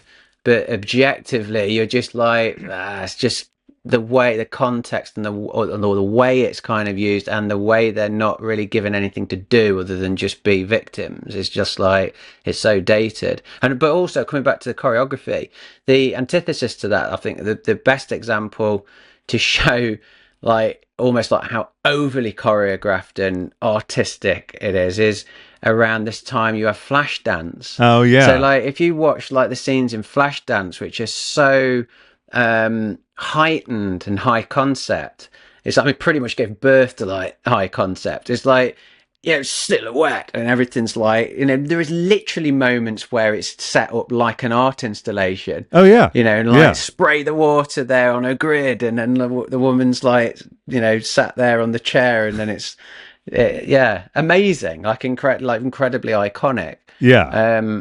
And that's just the complete opposite to what's going on here. Yeah, because It's, nothing's more than reality in that film. She's an iron worker. What is she? She does. Oh my God! Right? So pitch that. I know. Come on. Do you know who was offered that? Film. Sorry, go ahead. Who was offered? You go first. They wanted Brian De Palma to direct it. Really? Oh, well, yeah. I mean, I could imagine that. I can see that. Also, Jennifer Beals. Was it Adrian Lyne that did Adrian Lyne, Flashdance? yeah. Yeah. Brilliant visual stylist. British like There you filmmaker go. coming from that kind of background. Yeah, British steel worker. There you go. Yeah. And also, Lyne was one of the many brilliant directors, at least 5 of them that I can think of, that were part of the Ridley Scott organization, not RSA, associates or whatever, that were churning out commercials. Ridley Scott created the Chanel campaign that we all know, and tons and tons of others. The other guys would be Alan Parker Go yeah, ahead. it's their school, isn't it? I think when Yeah. you look at those particular filmmakers, it's not just the fact that they're outsiders filming in America and having this. I think that's what made them so good, is that they're coming from Britain Yeah. and they're looking at this huge myth of what America is. They're not close to it, therefore they can make these films that they almost kind of reignite what the action movie can be, what a film with music can be, the music video influence, the advertising, all of this like strict school that they put themselves through of learning the craft at every single level. Like Ridley Scott in particular, just Yeah. sort of taking film apart at every level, like everything like is set up a certain way, the sets and blah, blah, blah, right through to the advertising. And he runs through a movie, like he can shoot a movie so fast. Yeah, because very he's done, economical. and he can do every kind of movie. Yeah. Alien, Thelma and Louise, Yeah. everything else in between. And same thing with Alan Parker, Bugsy Malone, Mississippi Burning. But they don't want to be pigeonholed, and they kind of get films that that are latched onto and that they're known for. But yeah, Line, yeah, again, Flashdance to then Jacob's Ladder, which is like one of the greatest horror movies ever made.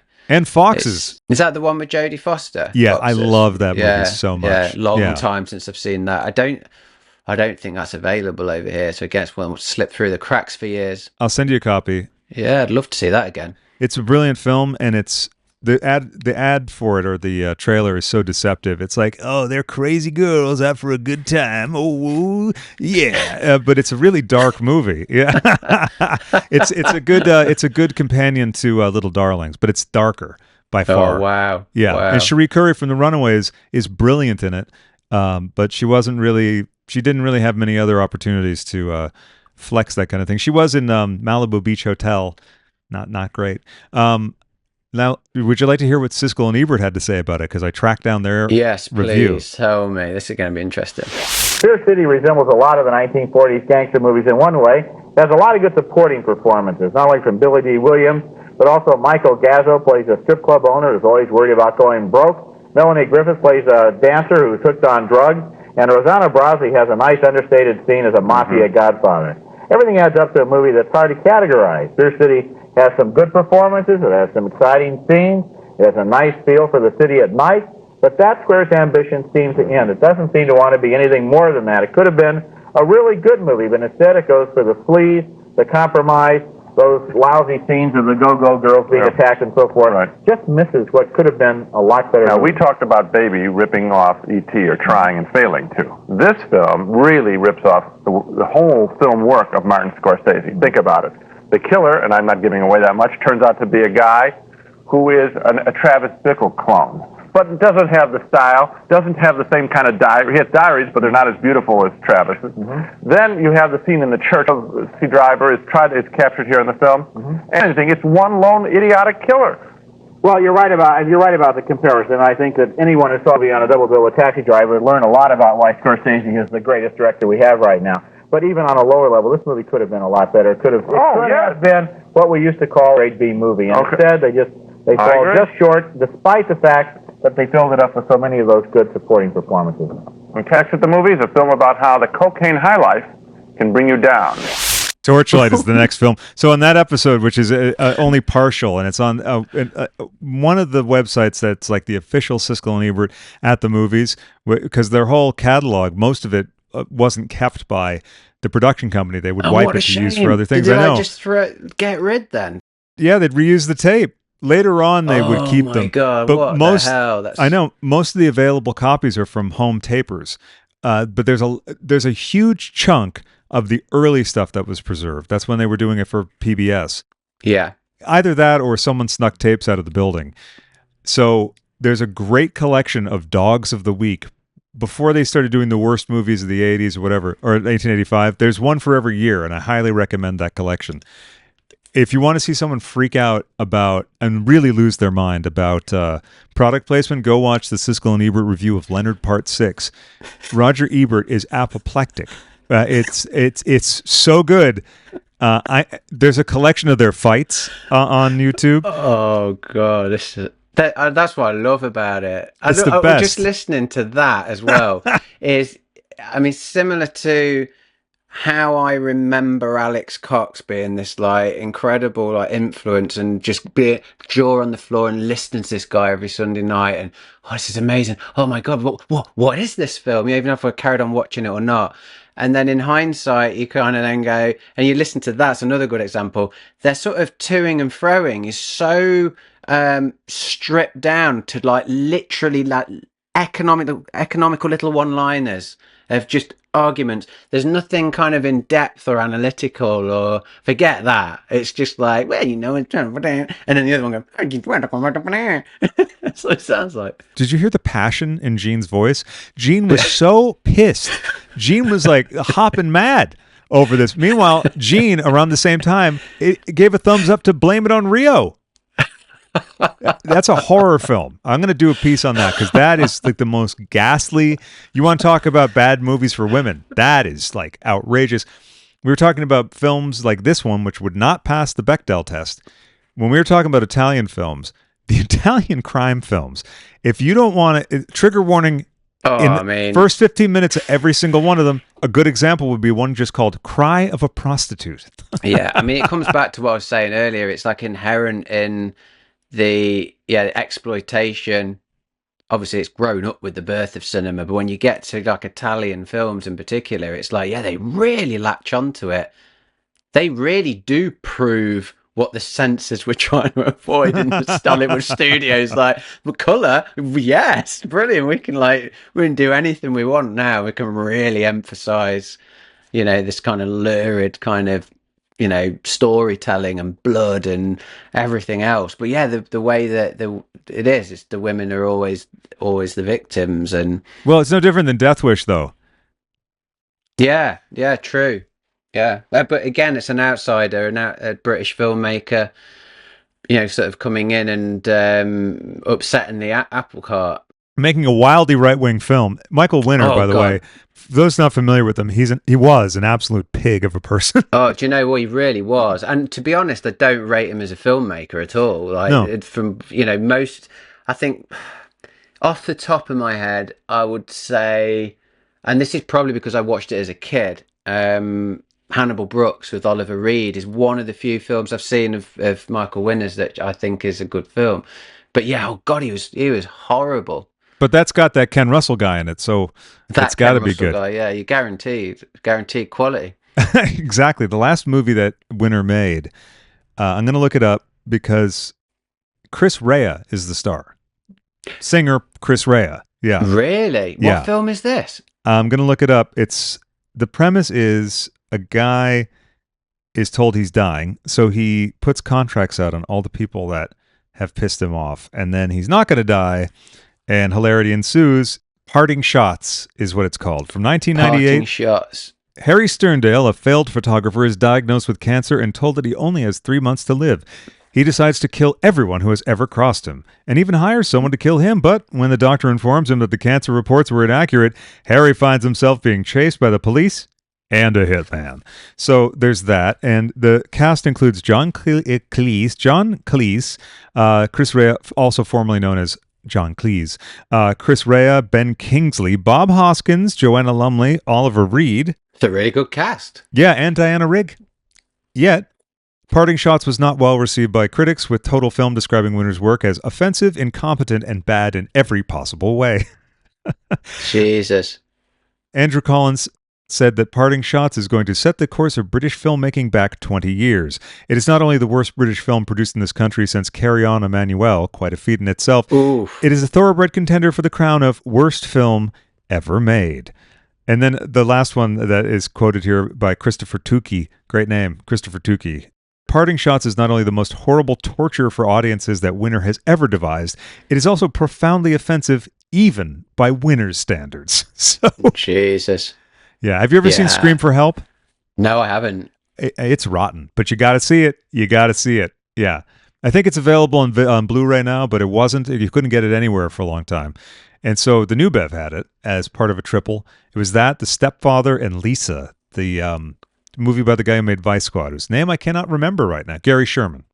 Yeah. Gary Sherman, yeah. Gary Sherman he messaged me out of the blue via I think when I was on Twitter, I got this like DM, and because I'd done a written piece on Vice Squad? Deathline. It was Oh, yeah, Deathline, yeah. which is one of I think is absolutely incredible. I did that for Fangoria, and he must have read it, and he messaged me, and I thought it was like I don't, because it was like Gary Sherman 192456. I was like, this can't be him. And then I messaged, and then he gave me his email, and then he started chatting. I thought, man, must be him. And it was Yeah. like raving. It's like, oh, it's the best thing I've ever read, like to do with the film, and I'm really, it's lovely to see the film so well received still, and it was an amazing thing to like have, but it took a while to like. I can settle into. imagine. You get a filmmaker like contact you directly on a film they've made. In America, it was released as raw meat. That's right, raw meat. Yeah. They cut it down as well. Yeah, they butchered it. It's gnarly. It's gnarly. It's interesting to watch because it's prior to Texas Chainsaw Massacre, but it's got the gnarly kind of realism of Chainsaw.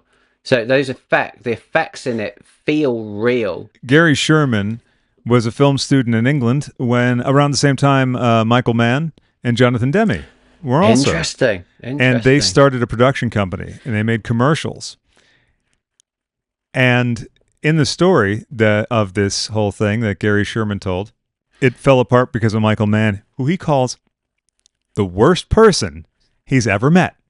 Oh, I would love to know really? what exactly went down between the two of them and what Michael Mann would say about that in a Q&A Wow. about Manhunter from, I guess, 10 to 15 years ago. Someone asked him if he had been interested at all at doing Silence of the Lambs. And he was like, when you do this kind of material, and I'm still working on my Michael Mann, I'm like 2 clicks away from it. But he said basically that he didn't want to be in this world anymore. It was too disturbing. So he said, a good friend of mine, actually, Jonathan Demme, directed that. Yeah, we've known each other since we used to work together. So I think he has a clearly different idea of it. As Gary Sherman indicated, he said, well, ask Jonathan Demme. But, I mean, who knows? You can't do it now. So I know, it's sad. I know, it is. But I'd be very interested to see a little mini documentary on that one. Yeah, I'd be interested to see if, whether in an interview he would kind of end up talking about anything like that. He said, I don't want to talk badly about anyone, but then he said that, and he goes, I'll leave it there. I think Gary Sherman comes across as very amiable and sweet. He's on the Cursed video series. Have you seen that? The Shudder documentary? No, Not that sounds Cursed Video. great. I think it's called Cursed Films. Oh, yeah, because Poltergeist 3. Yeah, it's Poltergeist 3, The Omen, The Exorcist, The Crow. That's in the first season. I think there might be another film in there as well. It's a good series, actually. Very watchable. Another Gary Sherman film that was, I don't know if it's something that happened before the release of the film, but Lisa is the Gary Sherman film. The girl starring in it was killed not long after. She was in the show My Sister Sam with Pam Dauber. Is this before or after Poltergeist 3? It's after, I believe. Oh, I my think word. so. And the film never got a proper release. I don't know if it was because of that or not. I do regret missing that part of the triple feature. Have you seen Dead and Buried that he made? My friend Kieran just gave me a copy of it because he got the 4K, excellent. gave me the Blu-ray. So I'm Yeah, looking forward to it's watching excellent. that. Well, and a note about Vice Squad before we wrap up about Fear City. I was watching a Q&A from not that long ago with Wings Hauser and not Gary Coleman. That would be weird. No, the guy who plays the Was cop. a completely different film. Completely different film. Would have been wild, though. He was like, you know what? Make my day. That would have been great. What you talking about, What you Willis? talking about, Ramrod? Wings Hauser said that on the first day of the first day of the filming, the prop guy said, do you want real coke or the prop coke? And he's like, what? He's like, well, do you want like the real cocaine or do you want bone marrow? And he said, give me the real coke. What are you talking about? Apparently, ground up bone marrow is the fake coke. And this was on Vice Squad. This was on Vice Squad. Oh Yeah. my god! But in that era, too, cocaine was everywhere on the sets. And he wouldn't be the only actor from that era who did actual coke on screen. Mike's Murder, Daryl Larson told me that I said, so what did you guys use for prop coke? Because I'm always interested as to what each production used, because every couple of years whatever is the going thing changes. It'll be milk sugar, or it'll be inositol, or it'll be, so it's every few years it changes, or every decade or something. And he said, he's like, what do you mean prop? And I went, no. He said, oh yeah. Jesus. Well, there's a scene in the movie in a lab, a dealer's lab, where there's a microscope shot of a huge Coke rock. And he said, there's no way to fake that. You'd have to get like special effects teams. So there was this huge Coke rock just on the set. But it wasn't unusual back then. They're going to have used that as well. They actually had budgets, didn't they, for like the Coke? On Blues Brothers, there was definitely, yeah. And then at the conclusion of shooting, the crew walked into their setup area, and there was a huge pile of Coke with a note that says, "Thanks for everything, John and Dan." Jesus. I think when he died, though, it changed things a lot, didn't it? I think so. Although his death kind of made, like, in terms of like how films do things. Well, and how openly it was done on sets. But I mean, even for like up until 85, 86, it was still done very openly. Really? Yeah. So anyway, that's a charming little tales about the early 80s. Actually, in the Abel Ferrara interview, he said, well, Miami Vice, like, I didn't know what it was, and I just went there, and he talks these amazing stories about getting flown first class after having, like, he's like, I had like 10 cents in my pocket, but Larry meets me at the airport, and we get on the plane, and he said, but some of the actors, like, I knew it was like something really going on, because like they said, if I get in the elevator, don't get on with me, you dig? Like, so that's, I got what they meant, and then, or they said, like, well, I might take you to dinner, but don't get in the elevator with me, And he said, but you knew he was a big deal. There were big deals by the quality of the cocaine that they had. And he said, I can still picture the little silver box. He's like, it was the sweetest. It was straight from Bolivia. And he goes, and I'm saying this is someone in recovery. It's my God. So good. I'll send it to you because it is a gem. Thank you again, amazing. Movie Crypt, for providing me with half of the material of the show. So good. Really good. So, closing thoughts on Fear City or Abel Ferrara or Jack Scalia, or how did you say it? Scalia. Did I say Scalia? No, you said Scalia. Yeah. Scalia. Yeah. Oh, yeah. We went to see that at the Scalia. The Scalia, yeah. Yeah. Oh, my God. Terrible. Closing thoughts, right? Summarizing the film. Or just anything that comes to mind, things that you wanted to say, things you never got a chance to say before, but now you have the forum. I've definitely said everything I want to say. I think summarizing it, it's, lower tier Abel Ferrara and... upper tier Jack Scalia. Yeah, that's not difficult. No, and poor guy. I just think it's even though it's a film that, there's trigger warnings in context to now and the way films are made, but I just think if you want a snapshot of, kind of 80s sleaze, and you want to kind of just nudge yourself into that, you've never seen those kinds of films, then I would probably start with this one. This and Vice Squad would be a good double-hander for... Yeah, it's not... yeah. It's just problematic because it's so heightened by the way things have changed so much now. Yeah. In the way certain films are made, studio movies in particular. But if you're kind of looking at an independent filmmaker who has been given a shit ton of money to make something really glossy, and it still feel like that, and kind of retain a little bit about who he is as a director. It's an interesting one, but it's not. I think if you went into it wanting to see an Abel Ferrara film, then no, you wouldn't put this as, you certainly wouldn't put it top of the list. But it definitely, like you said, it definitely has all the like touches that like no other director I think could have made this exactly the same way because of a lot of the photography. There's these strange kind of Dutch angle shots that go throughout the thing, and also just the focus on the sleaze. I don't know if it would have been quite like that. At the end of the day, this was a film. In fact, I think this is one of two movies that I've been commissioned to write about by the labels that I hadn't seen beforehand. which so it doesn't often happen. Usually I've either seen the film or they'll at least give me the screener anyway. Yeah. If it's a new release, then they have to give me the screener because I won't have seen it.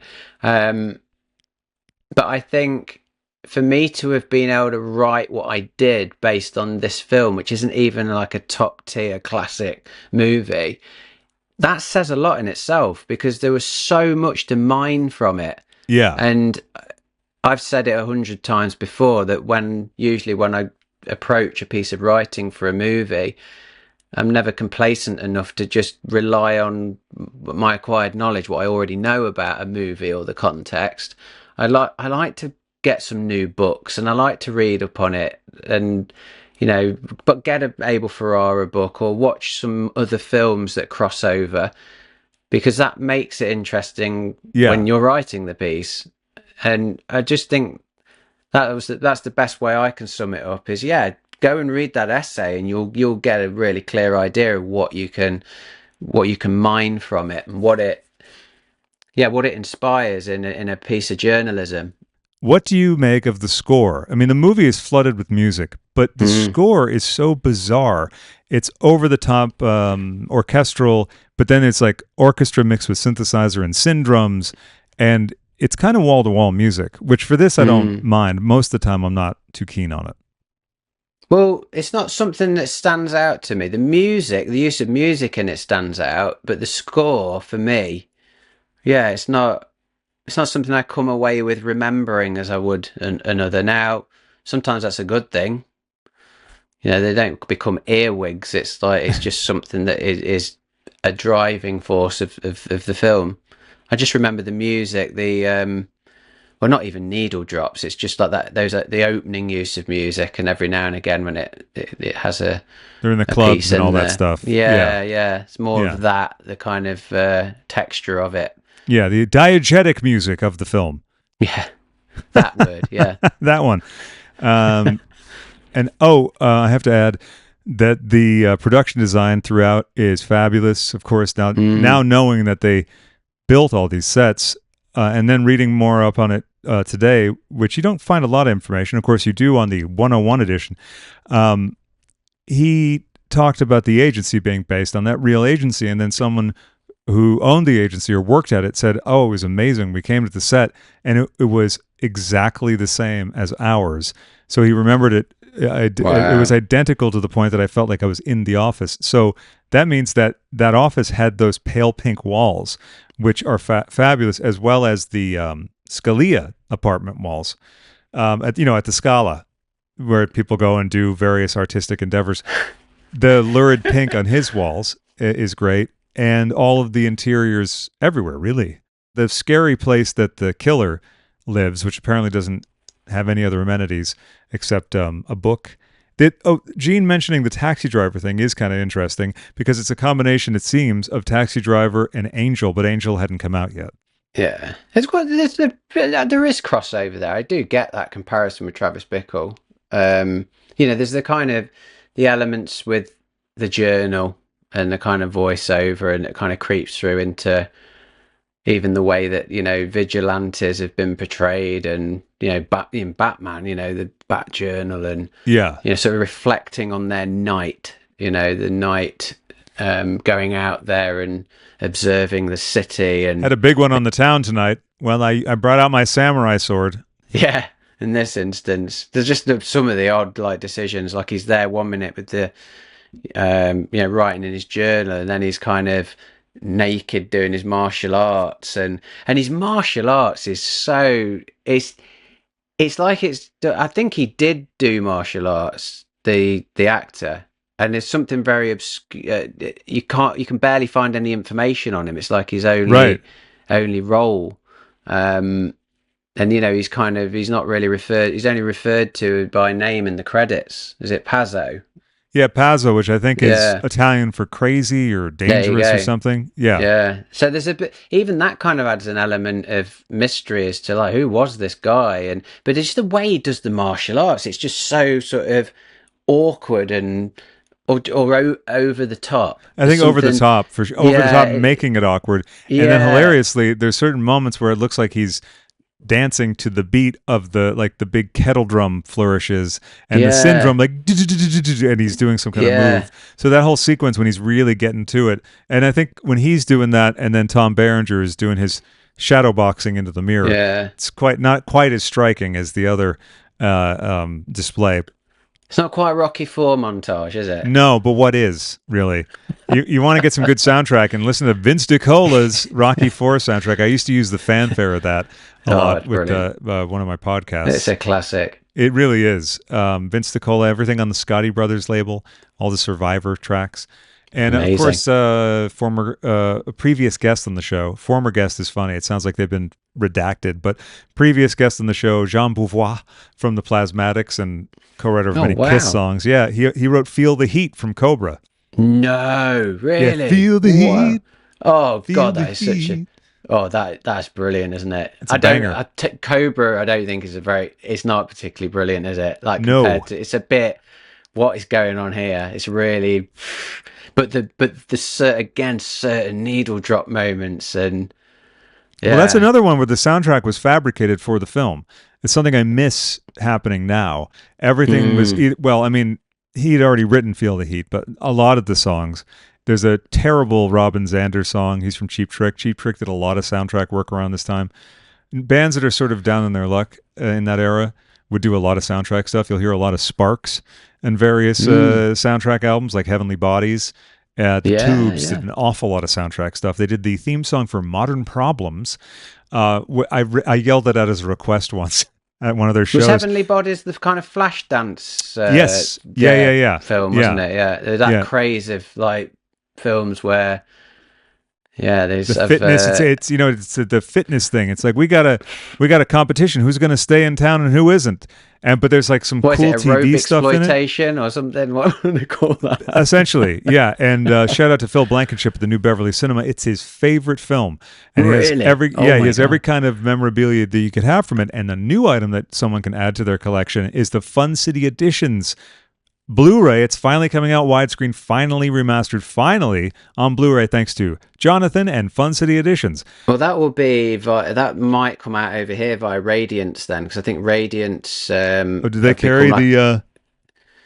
I was just checking behind all that jazz because I had the record of all that. I had the record of Heavenly Bodies up for a few shows. Yeah, they've definitely become like an umbrella label which put out the Fun City Editions over here, but I think they changed the packaging of it slightly. They just scratch out the logo and then write Radiance. Yeah, or it's just a different. It doesn't have Radiance on it at all. It still has Fun City, but I think their artwork, just the artwork, is different for the UK releases. It's quite nice for them to like pick up a label that you wouldn't normally be able to get unless you grabbed it on import. Yeah, and Jonathan Hertzberg does the Lord's work. There is a podcast now for Fun City Edition, so if you want to hear Jonathan talk about their acquisition process, stuff. Yeah, it's really good. And it's his label, put out an amazing movie called Heartbreakers that I highly recommend. It's too hard to define, and we don't have enough time right now. There will be a movie club at some point about it. It's got Peter Coyote and Nick Mancuso, who is kind of like the Jack Scalia of the film. We mustn't go before we talk about Jack Scalia's other works. Now, I just hastily looked it up because I thought there's got to be something on here that's... Now, put me out of my misery. What would I know I've seen him in either Dallas or Dynasty. Which was it? Or both? We'll find that out. But first, we have to talk about an entry in his filmography that I didn't know about. It's called Tequila and Bonetti. Tequila and Bonetti is an American crime comedy drama television series starring Jack Scalia. Let's get to the summary. The lead character of the series, Nico, a.k.a. Nick, Bonetti, is a policeman from New York City who is proud of his Italian heritage and very fond of his vintage rose-colored Cadillac convertible, which he inherited from his father. After he erroneously shoots a young girl during a gunfight, he relocates to a beachfront Los Angeles precinct on temporary assignment. Here, he meets his new partners. Excuse me, I got choked up with emotion. Here he meets his new partners. Tequila, a large burrito-eating French Mastiff. This is post Turner and Hooch. So what is this? Turner and Hooch, I was going to say. It sounds Turner like and Hooch and K9. And then I guess... Oh my God. But the dog eats burritos. I'm sure that ends well. I'm sure that's a happy day every day. My God. They're what do they call it? The cruise car? Patrol car. Their patrol car has got some problems. Oh, Jesus, Tequila, what are you doing? Oh, my God. It's a disgrace, Tequila. It's a disgrace. Give me a scotch before I pass out. And then his other partner, because he's got two partners. So there's the burrito eating, shitting, constantly French Mastiff. And then Officer Angela Garcia, who joined the department after her police husband's death, which she has kept a secret from her young daughter. I mean, I have got to see this. Now, almost as good as the synopsis, which, by the way, is not over. There's like 3 to 5 more paragraphs. Oh, wait, here's something great. Each episode has a montage during which Nico Bonetti plays piano and viewers see odd, sometimes disturbing scenes. Sorry, not disturbing scenes featuring Bonetti's neighbors and co-workers. Some of these scenes are from later episodes. That's always a smart move. Some of these scenes are just unexplained. Wait, what? This was a TV series? This was a TV series. Oh, gee. So the pitch was basically, we want a canine TV series, or Turner and Hooch TV series, but the dog eats burritos. Yeah, the dog eats burritos, and it's got to be like every third commercial break. It'd be like, "Oh man, did you? Who's gonna clean this up, Angela?" And then they cut to commercial break. Coming up next, like after this Alpo ad, or like after this burrito ad, wouldn't it? Well, yeah, race to the border for Taco Bell. Yeah, I bet there was a tie-in. That's some product placement that they'd love to have. I have to read more because this is wild. Now, this is the same era when Glenn Fry was cast in a show called South of Sunset that I think got canceled during the second episode or something. They're available on YouTube if you want to see a spectacularly bad show crafted in the wake of Beverly Hills Cop. It is garbage. So Glenn Fry, back to Miami Vice, is great in an episode called Smuggler's Blues, which is based on his song. One of the few good songs Glenn Fry did after leaving the Eagles. Anyway, their boss is Captain Midian Knight, who is almost as interested in selling a screenplay as he is in police work. Oh, hilarious Los Angeles characters. The series shows their investigations of crimes and the evolving relationships between the characters. Wow, that's unlike every other show, isn't it? The show had the peculiarity that television viewers are able to hear Tequila's thoughts. Oh no! Come on! I must find this. I mean, hope... this is making more and more sense. Why we haven't seen him in much else? Yes, this must have ended his career. I mean, I think he was on a steady slide to the bottom. Forgive me, Jack, if you're listening to this. Hey, this is great. They're doing a thing about my movie. What the fuck? These guys are terrible. I know they're being really disrespectful. And Jack, I know you didn't do a lot. You did a lot of TV, and that's no disgrace. You did. So it says here also, life is not easy for Bonetti due to his remorse about the girl he shot. Yeah, I imagine that would kind of bother him. And the strange habits of Californians, because that's equal, right? The remorse over the girl he shot and those strange habits of Californians, whom he does not understand. His neighbors include a Puerto Rican psychic who hears Tequila's thoughts. They can hear Tequila's thoughts, right? But initially believes she is hearing spirits. Either way you win, I guess. Bonetti develops how would she find out for sure? Unless it was like, oh man, I shouldn't have had that other burrito. And she'd be like, oh my God, is that you, Tequila? Yeah, didn't you know it was me? I thought it was the spirits. No, but I got some spirits. Excuse me. After the commercial break. But then he develops a grudging respect for the people around him as well as Tequila, who despite his faults is an excellent police dog. Despite his faults? What are his faults besides being a burrito-eating, constantly shitting machine? It's also a French Mastiff, which is not an easy dog to deal with to begin with. The dog is portrayed as having human-level intelligence and a streetwise, sassy attitude. Rich, what have we discovered? What have we fallen into? Wow. A streetwise, sassy attitude. Sorry, go ahead. Where's the box set? Yeah. We got to have this, and this is like Turner and Hooch crossed with Look Who's Talking To. Yes, brutal. That was it. That was how they sold it. It is. Oh wait, studios. I'm sorry. Isn't it Look Who's Talking Now? The third one, and that's the animals, right? The second one was like the Army of Babies. I got to stop myself from getting into Baby Geniuses. That's a whole nother discussion. Jesus, you're right. Look Who's Talking Now. Yeah, mixed with Turner and Hooch. Oh, God. And CBS is like, they sold. kept going with that series. Yeah, and they're like, wait, and so there's some ethnic names and stuff. This is great. So, like, we're hitting every button. Cancellation. There's an explanation as to how and why. I can't think why. No, I mean, people would be going like, wait, what happened? Like Cagney and Lacey. How could they pull, or Dynasty, how could they pull this off the air? Letter writing campaigns, etc. The series there's no Netflix to pick up the slack at this time. The series received negative reviews from critics. Wow. I'm glad I'm sitting down, Rich. Due to the weakness of the scripts, California stereotypes, and an embarrassing ambiguity in the fact of making the dog speak in Black Street jive. Oh my God. It was subsequently canceled by CBS 4 months after its premiere. I mean, that's a good chunk of episodes, right? It was 12 episodes. I know you're going to find this. Oh, you are downloading it immediately after this. Absolutely. Listen, Paul Williams said, thoughts become things. This thought is becoming a thing. Oh my God, there's a picture I got to send you too. Oh my God. Okay, now I got to look up also created by Donald P. Belisario. I got to look that up. What? Oh my God. Donald P. Belisario, Quantum Leap, and Magnum P.I. Oh, is he the guy behind those?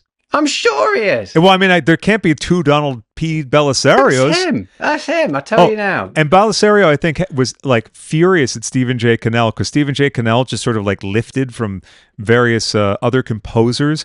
Wait till you hear the cast. I only knew about Jack Scalia. Belisario, told you. No, I believed you. I believed you. I was like, I got to look it up. But of course, see, Rich, you know all the stuff too. Different stuff, but you know all of it. Here's the cast. Jack Scalia, who was top-lining the cast at the time. Mariska Hargitay, who apparently plays Angela Garcia. That's my best guess. Charlie Rocket, who was in the cast of Saturday Night Live 1980, the one that took the all the bullets for replacing the original cast. And he's the second guy to say fuck live on the air. No one detected it when Paul Schaefer said it. Oh my God. That's very specific. Yeah, he was actually a parody of Dallas, and he was playing JR, and they said, he said something in the end, like, hey, good night, everyone. We might be back. We're not sure in this instance. And they weren't because Charlie Rocket said, yeah, I sure hope I find out who the fuck shot me. And I think Susan Anton was the guest host. Oh my God. Oh my God. Okay, wait. So in addition to that, Terry Funk. Who the hell is Terry Funk? Pro wrestler. The subject of most of Beyond the Mat, and also in Sylvester Stallone's passion project, Paradise Alley. Which one is he in Paradise Alley? He's the big goon. Not the brother, the goon, the other goon, who he's like, I'm going to kill you. Him. That's Terry Funk. That's him. I bet he's I'm going to guess he is the head of the police department. What do they call that? Sergeant or whatever? I bet he's like, Tequila, Bonetti, what are you doing? He's the one shouting behind the desk and giving him the... Yeah, exactly. Amazing. Oh my God. And then, of course, music by Mike Post. It's worth getting just for that, because if there's anything that is going to be guaranteed to be great, surely the music, the titles. Come on. We have struck upon gold. This is gold. I mean, Tequila and Bonetti. I wonder if they have a car, an iconic looking car in those title sequences. It's got to be either something like the Edsel that's in Cobra. It's got to be something he can swill out easily. So yes, that's right. Like, they come back from commercial and he's throwing buckets of water in. Maybe that's in the title sequences. And he's going like, oh my God. and then the title sequences start. And that's the button at the end too. Like, it's like, and he's like laughing and the dog is like, and then we came on to discuss Fear City. Yeah, we did, but no, we found Tequila. This was all so we could find Tequila and Bonetti. Listeners, viewers, thank us now. And you know what's going to happen, don't you? 101 are going to pick this up, put it out in glorious HD. We're going to have to write a collaborative essay, or maybe adjoining essays, neighboring essays, adjacent rather. Okay, now here's another interesting fact about it. There's one more thing. So the series originally aired on CBS as a mid-season replacement, that part not surprising, from January 17th, 1992 to April 17th, 1992, with only 10 of the 12 episodes aired. Now, if you were a fan of Tequila and Bonetti, wouldn't you feel hard done by? Like, I would be pissed. Even especially if I was watching it like the way that we're going to watch it, because you just got 2 more episodes left. You're going to just dump the thing anyway. What are you going to fill in the blanks with? It's already tanking. Anyway. How many episodes are we talking? 12 total made, 10 aired. That's not even 10 aired.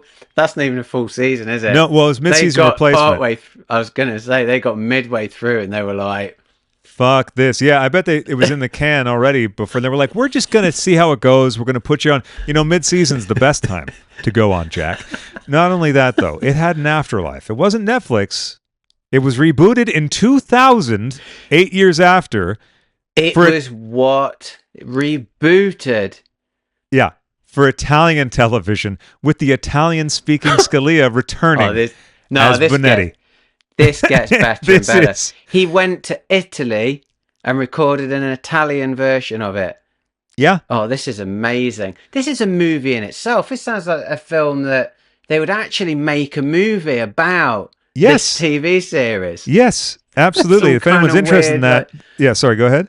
Like Ben Affleck making Argo, where he kind of uses the backstory of the science fiction movie to cover for the sorry. The true can you see story that? Can you see that? I can, yeah. Oh my That's amazing. God! This is one of many shots. Look, that literally is Turner and Hooch. Oh, it's yeah, the same dog, isn't it? I think, yeah. This must looks okay. Similar, wait, here's the reboot dog. I don't know. This dog has got like a hairstyle. This dog is like wearing a wig. Oh, this is unbelievable. Look at the fonts. That's 90s, but yet it's the 2000 reboot. Someone entered all of this information on IMDb. Blessed be. Blessed be. And this is the original shot, I believe. Total Turner and Hooch. But apparently, the dog has thoughts you can hear, as also heard by the psychic, and they're in Black Street Jive. That, oh my God. Hold on a second. You got to see this. What are you, a lawyer? No, I'm a detective. Just like you, although I never busted anybody for stealing yuppie water. Crushed by 2 tons of Detroit iron, but I can still smell a burrito. My nose is on the one. You know that mutt that didn't come in here? Yeah. I think he just stole your burrito. Tequila! Tequila! What up, ladies? God, I love burritos. I'm gonna kill him. Look, Captain, I don't know how you work here in South Coast, but I don't work with dogs. Wait a second. Tequila isn't just any dog. No, he's uglier than most. Keep it up, man, breath. You gonna make my day. Look, Captain, come on. I thought canines are supposed to be Doberman pinches, German shepherds, dogs with smarts. That's it. If rusting your hubcap upset you, wait till you see the burrito I'm gonna dump on your leather interior. This is the new future of entertainment. And wait.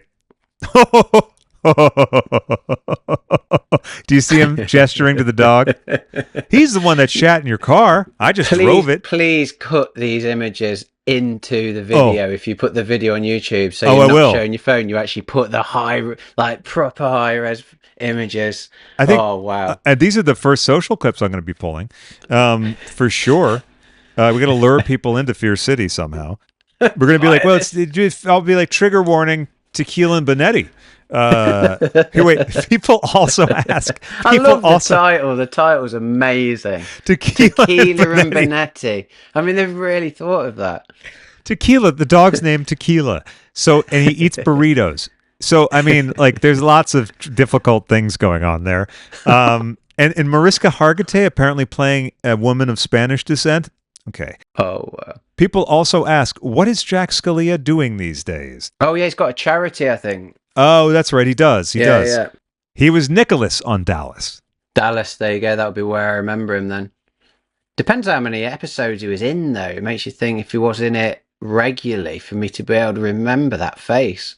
He's just got such a familiar face. His dad was Brooklyn Dodger Rocky Tedesco. So any baseball fans out there? Right before Fear Cities was something called Amazons, which was a TV movie. And then after that, oh my God, he was in a show called Hollywood Beat.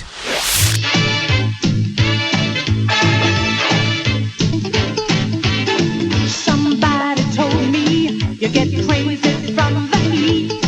You gotta sit tight, walk right, because there's danger in the street. On the Hollywood Beat, the sweet life lasts forever.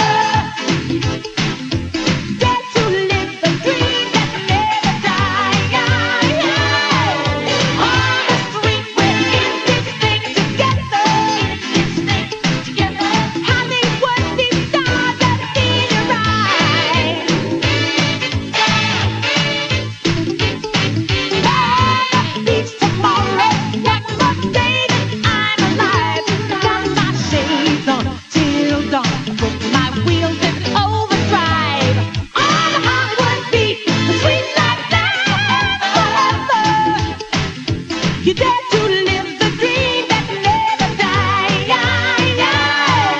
On the street, we've got to stick together. Stick together. Hollywood makes all the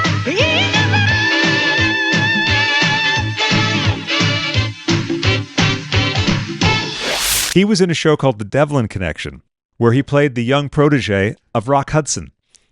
I have Really? a VHS of one of these. Yeah. I used a lot in the footage for Videodrome because a lot of them, he's looking proudly at his protege or maybe his son, I'm not sure. But without the context, you see Rock Hudson staring lovingly at Jack Scalia in tennis shorts. So that's good. That's good enough. Oh my God. Yeah. Wow. Wow. Oh, he's in Casualties of Love, the Long Island Lolita story, playing Joey Buttafuoco. I've not even heard of that. That's Oh, one of so those- I guess the whole Joey Buttafuoco scandal didn't translate over the UK. It was this whole big thing. I'll send you a summary of it because it's too long to get into here, but it was a huge scandal here. There was like 2 different TV movies made about the whole thing. A couple other things, Saints and Sinners. I think he's doing well. He's got a charity. And I want to dedicate this episode to Jack Scalia and the dog that played Tequila. See, the thing is, it was a show. It was called Tequila and Bonetti, and so it was like Jack from my picture, and like this dog, you dig, and like the dog ate burritos, so he was flatulent and he shit everywhere. I mean, there's no nice way to put it, you know what I mean? And so he shit everywhere, and but it wasn't set in New York, so I wasn't comfortable directing it, and also I knew what it was, and I thought I shouldn't do this. Basically, but Jack did it, and it didn't go. You know what I mean? So I guess I made the right decision. You need to get. It's a one-man show, Craig. Thank you. I'd like to interview Abel Ferrara as Abel Ferrara. This is it. When you're in London, open mic night. There you go. Yeah, Abel. Yeah, Craig McNeil as Abel Ferrara. The Abel Ferrara pictures. That's going to be your gig. And the commercial for TV and everything is whatever it says, the commotion across the ocean has been staggering for the I call it the Abel Ferrara show, right? Because it sounds bizarre, right? And the theme song would be Abel Ferrara, get da yeah, and then the Abel Ferrara show, you dig? And then that would be the button, and then Jesus. I come on, and the ad is me. It's cuts, right? It cuts. It goes it's yeah. Well, then I made the 9 lives. Sorry, it was a long time ago, and I try not to talk about it anymore. The 9 lives of the wet pussy. Cut to and then we were freezing to death. Cut, and everyone's laughing. And he's so heroin kind of gets in your bones. Cut, and then yeah, Keitel, Defoe, that kind of thing. And then cut, body snatches. It was a studio picture. And then coming soon to the Odeon, the Abel Ferrara show. Yeah, special guest Jack Scalia. Yeah. And then we'll do a reading of Tequila and Bonetti if the scripts can ever. We'll transcribe them. When it's a special episode of Tequila and Bonetti, but set in London. Yes, that's right. And then Jack Scalia comes back for the reboot, playing a Cockney version. That's it. And hey, Tequila, have you fucking done a poo in me mini? Oh dear. Actually, and then the gangster would be oh dear, I'd hate to see what happened if there was hot sauce in that burrito. I mean, that would really break me heart. Wouldn't want some intestinal distress for that lovely dog. And then the dog would be, I can't. It would be, well, that's because I can't do the other thing that they say he did. So it would be a chav. It'd be I fuck off. That'd be Tequila's thoughts. I fuck off, man. You give me my fucking food. And then there's a psychic nearby who's trying to do a reading and is plagued with these thoughts and thinks that they're maybe going schizophrenic. This is good. We got this going on. Maybe we could change it. Michael Caine has to be in it somewhere. Yeah. I've got some news for you. Your dog has sentient thoughts. Yeah. Because if you're going to get him out of retirement, he's definitely going to come back for that. We'll lie to him and say that it's both a good paycheck and set in a warm tropical climate. Easy Done. peasy. Yeah. Buys his great granddaughter's house. He probably owns 400 houses, and he's I'll take a film if it pays for the house. Rich, it's been such a delight to have you on. Likewise, again. Craig. It's always good fun. Thank you very much, and I appreciate your encouragement of my Abel Ferrara show. It's excellent. I'm just sitting back here and just being entertained. That's very nice and lovely, and thank you very much. And once again, thank you, and thank you again. And thank you, because it was disrespectful, but I know it was out of love. So, and I'll see you in Abel in London. Absolutely, soon. Yeah, I'll see you there probably before I see you here, and so we'll be seeing you as the what show was that? The guest? No, what was it called? Be seeing you. It was Roger Moore. I'll look. Why look it up? Now. Why look it up? We looked up too much. Yeah, Be seeing the Saint. The Saint. The Saint. That's the one. I couldn't think of it, so I said the guest. Remember the guest? The guest. Yeah. I remember the film The Guest. Yeah. Oh, okay. I was thinking Roger Moore just playing a house guest. And he goes, at the end of a week's stay, be seeing you. And it'd be like Murder, She Wrote. Every week, a different family victim. Okay. Anyway, with that, I will say so long, because I got to get to finding the fucking tequila and Bonetti. See you soon, folks. Cheers. Bye-bye. Come back here. Tequila, come over here. Tequila!